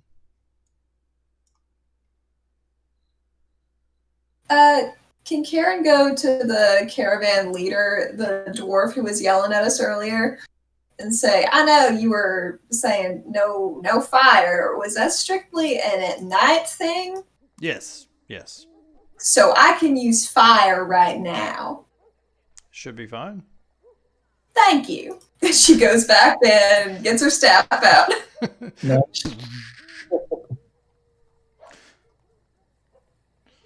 All right, yeah. So you get your staff out. Is the group going with her, or is Karen just going to go take care of this problem by herself? We'll go as a group, I think. Yeah, I think so. Yeah, this isn't this isn't a combat encounter really at y'all's level, especially when you have a staff of fireballs, or staff of fire rather. So you make quick work of the hobgoblins, and maybe one of them could make it away if you don't put a little effort into it. But if you do, then they don't. We have Should two I- people capable of fireballing. Should I roll for the effort put in? No. I'm saying like you launch one fireball, launch a second fireball, and then there's looks like one of them was strong enough to make it away, and so he's running away. You can kill if you just say, "Yeah, I want to kill him too." Then he's dead. I mean, I will suffer no hobgoblin who killed horses. That's fair. You know, I'll make them suffer. Rather, I will suffer them. I will suffer upon you. I'm going to look at your character sheet real quick. All right, Staff of Fire. Drag that on to Bloop. There you go. You got yourself a staff of fire. Thank you, thank you. Does that do anything for you? Did it like put on spells? That doesn't look very helpful at all. All I had was an image of it, and I knew it could do a fireball.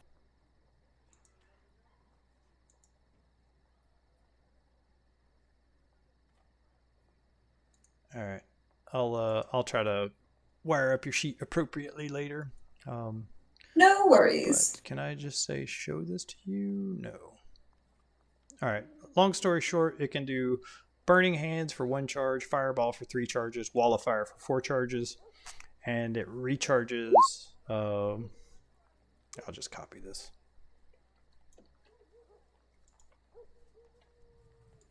Oh, never mind. Kaylee beat me to 10 it. charges. Just quick on the draw.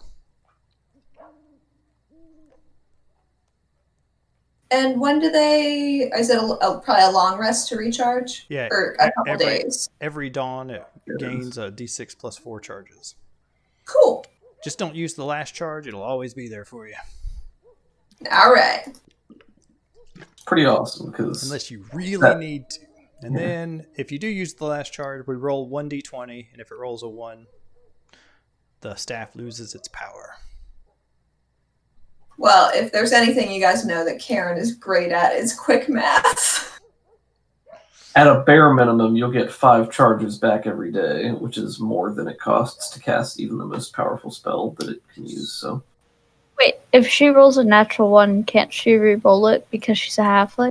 That's for attack rolls and skill checks, not for magic items crumbling to dust. Shame. Cool. But yeah, you take care of the kobold or the hobgoblins. They had some crappy loot on them. I'll roll some stuff up a little bit later, but nothing great.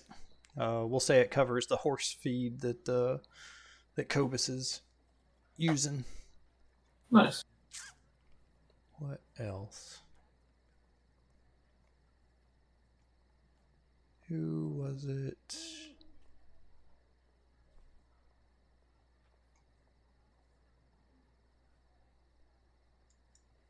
I'm trying to find out which one of these guys is going to be. No, Leslie the Silent.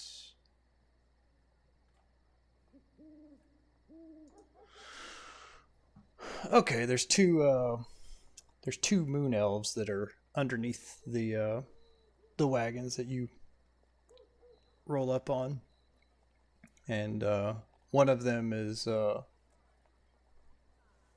just saying thank you so much. I don't know how long we were gonna last there.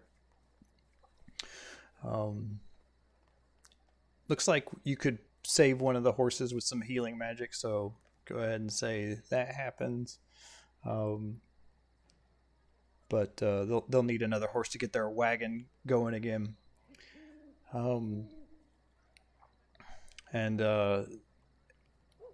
the other guy, who looks very similar, looks like they might be related in some way.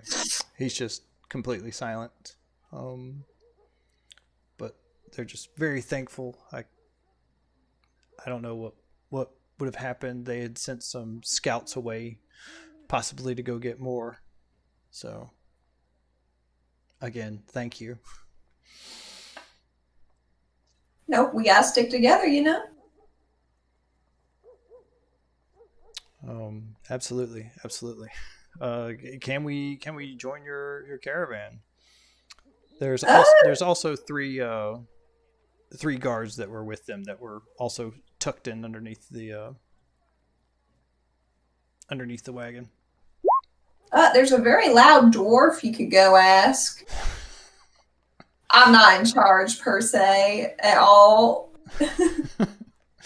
You ought to be with that thing. They point at your glowing red crystal staff. Oh, family heirloom. But yeah, she says, "I'm happy to go ask him." The rest of the caravan starts going up, and you see the bossy shield dwarf come down. It looks like she has a little smirk on her face. Let me guess. You didn't take my advice. You lit a fire. One of the... Nobody agrees to it, but the moon elf that had been talking looks down at the ground. Yeah, I thought so. You can't come with us. Not unless you agree. No fires until we get to Trollclaw. The elf just silently nods.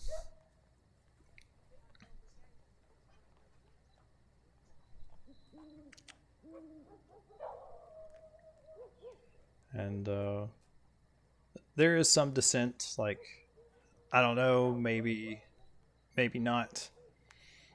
But for the most part, the caravan's okay to accept these people in.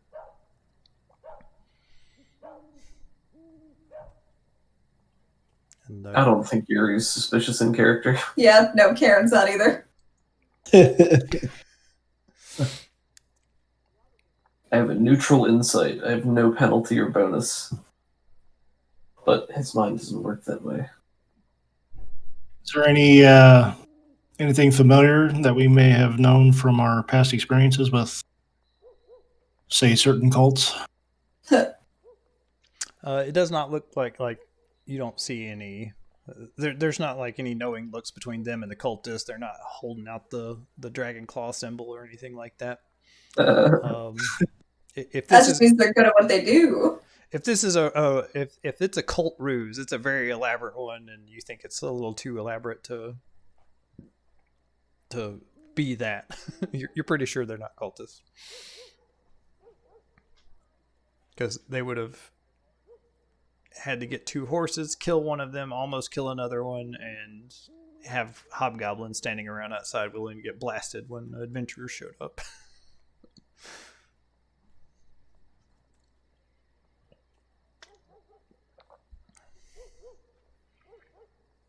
But the shield dwarf says, just loudly shouts out, and that's why listening to me is a good idea. Let's move out, people. Yeah, boss. Yeah, she's not the boss of the caravan, but everybody kind of listens to what she says, so effectively she is the boss.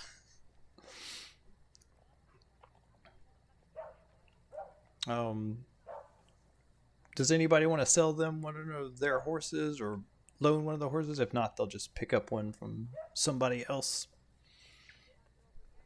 Nah. Karen likes her horse.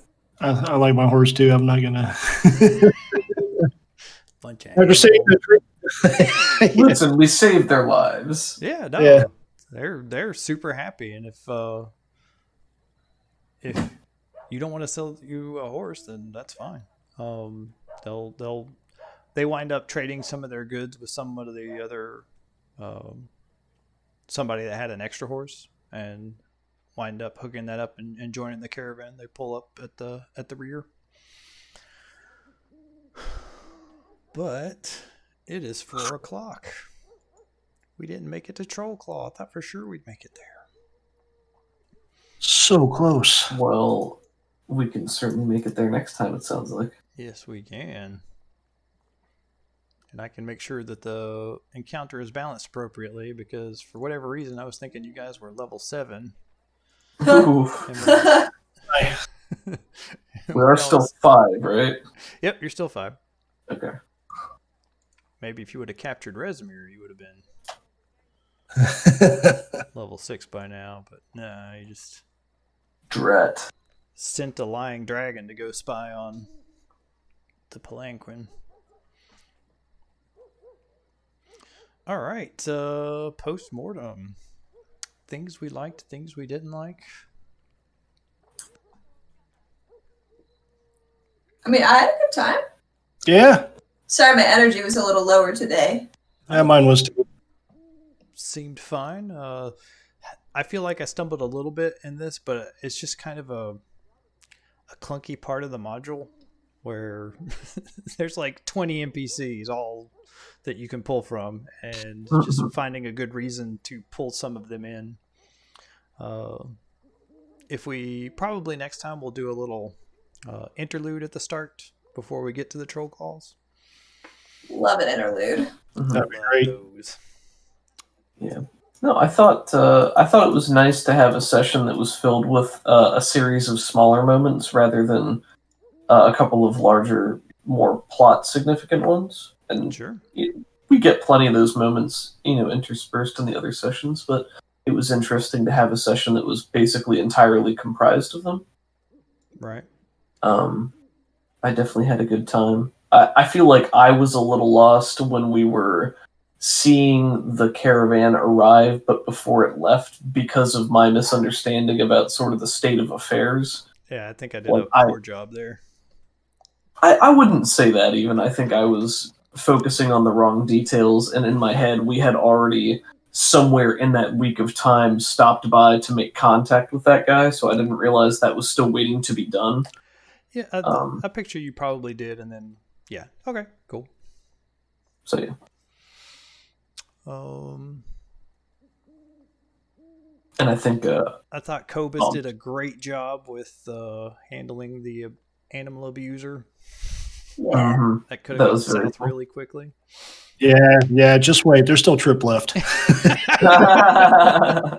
the trolls are attacking him. Oh no, I hope someone saves him. Oh, what do I do? Over here, he randomly started a fire. I don't know. Karen Eldritch blasts him for low damage, but gets him 10 feet closer to the trolls. Nice. Eldritch shove. I love it. I also thought Cobus's boat negotiations. Yeah, the boat negotiation great. and the brewing to replace that was a really cool opportunity. That was a lot of fun. And yeah, maybe they'll be able to boast that they had stuff brewed by you once we become a big deal and people know who we are. Yeah. Hey. Maybe they'll even invite you to the wedding. Nice. I think I had a great time with it. The different types of characters and the NPCs in the caravan is very interesting. I'm really curious about the tall person. Yeah. I wrote a note. They're 7.5-foot human. Wow. Yeah. Yeah, if Totally not Resmere. Totally not. If there's anybody, like, I was kind of moving stuff along because I was trying to get to Control Claw, but if there's more role playing you want to do in the caravan itself, there's plenty of time to do that. Oh, definitely. Yeah. I would love to do that. Do a little investigation among the caravan would be good. Yeah, I'll try to write up a little cheat sheet of a whole bunch of the NPCs, and then you can kind of tell me who you're interested in.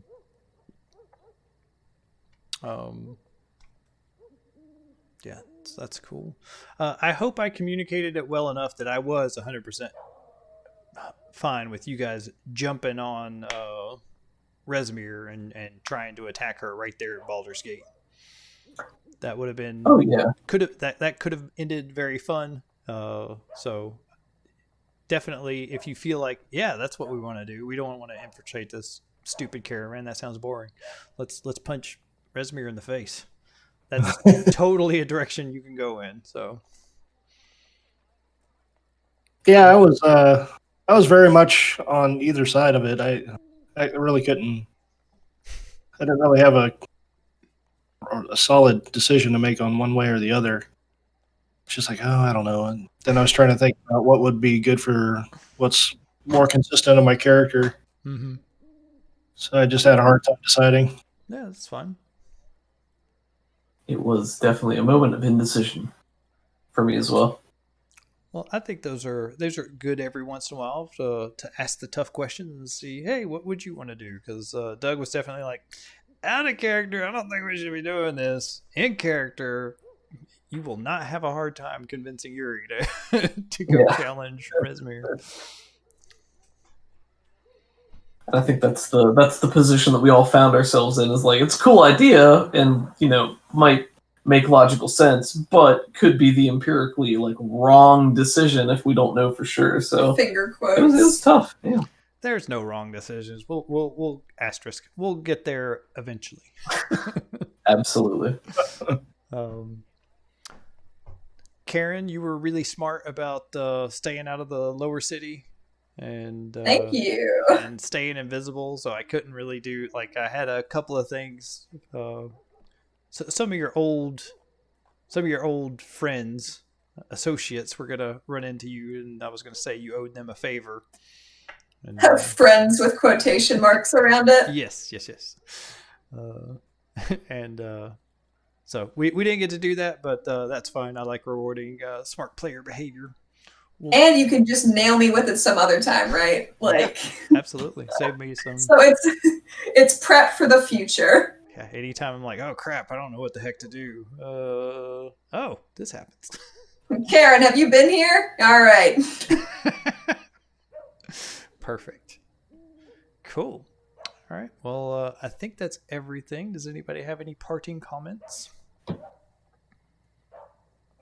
All right. Had a great day. No, I don't think so. Well, thanks for watching, everybody. Don't forget to like, share, and subscribe. Doug and Allie have a podcast, RPG for you and me. Link in the description below. Blah, blah, blah. Have a good rest of the day.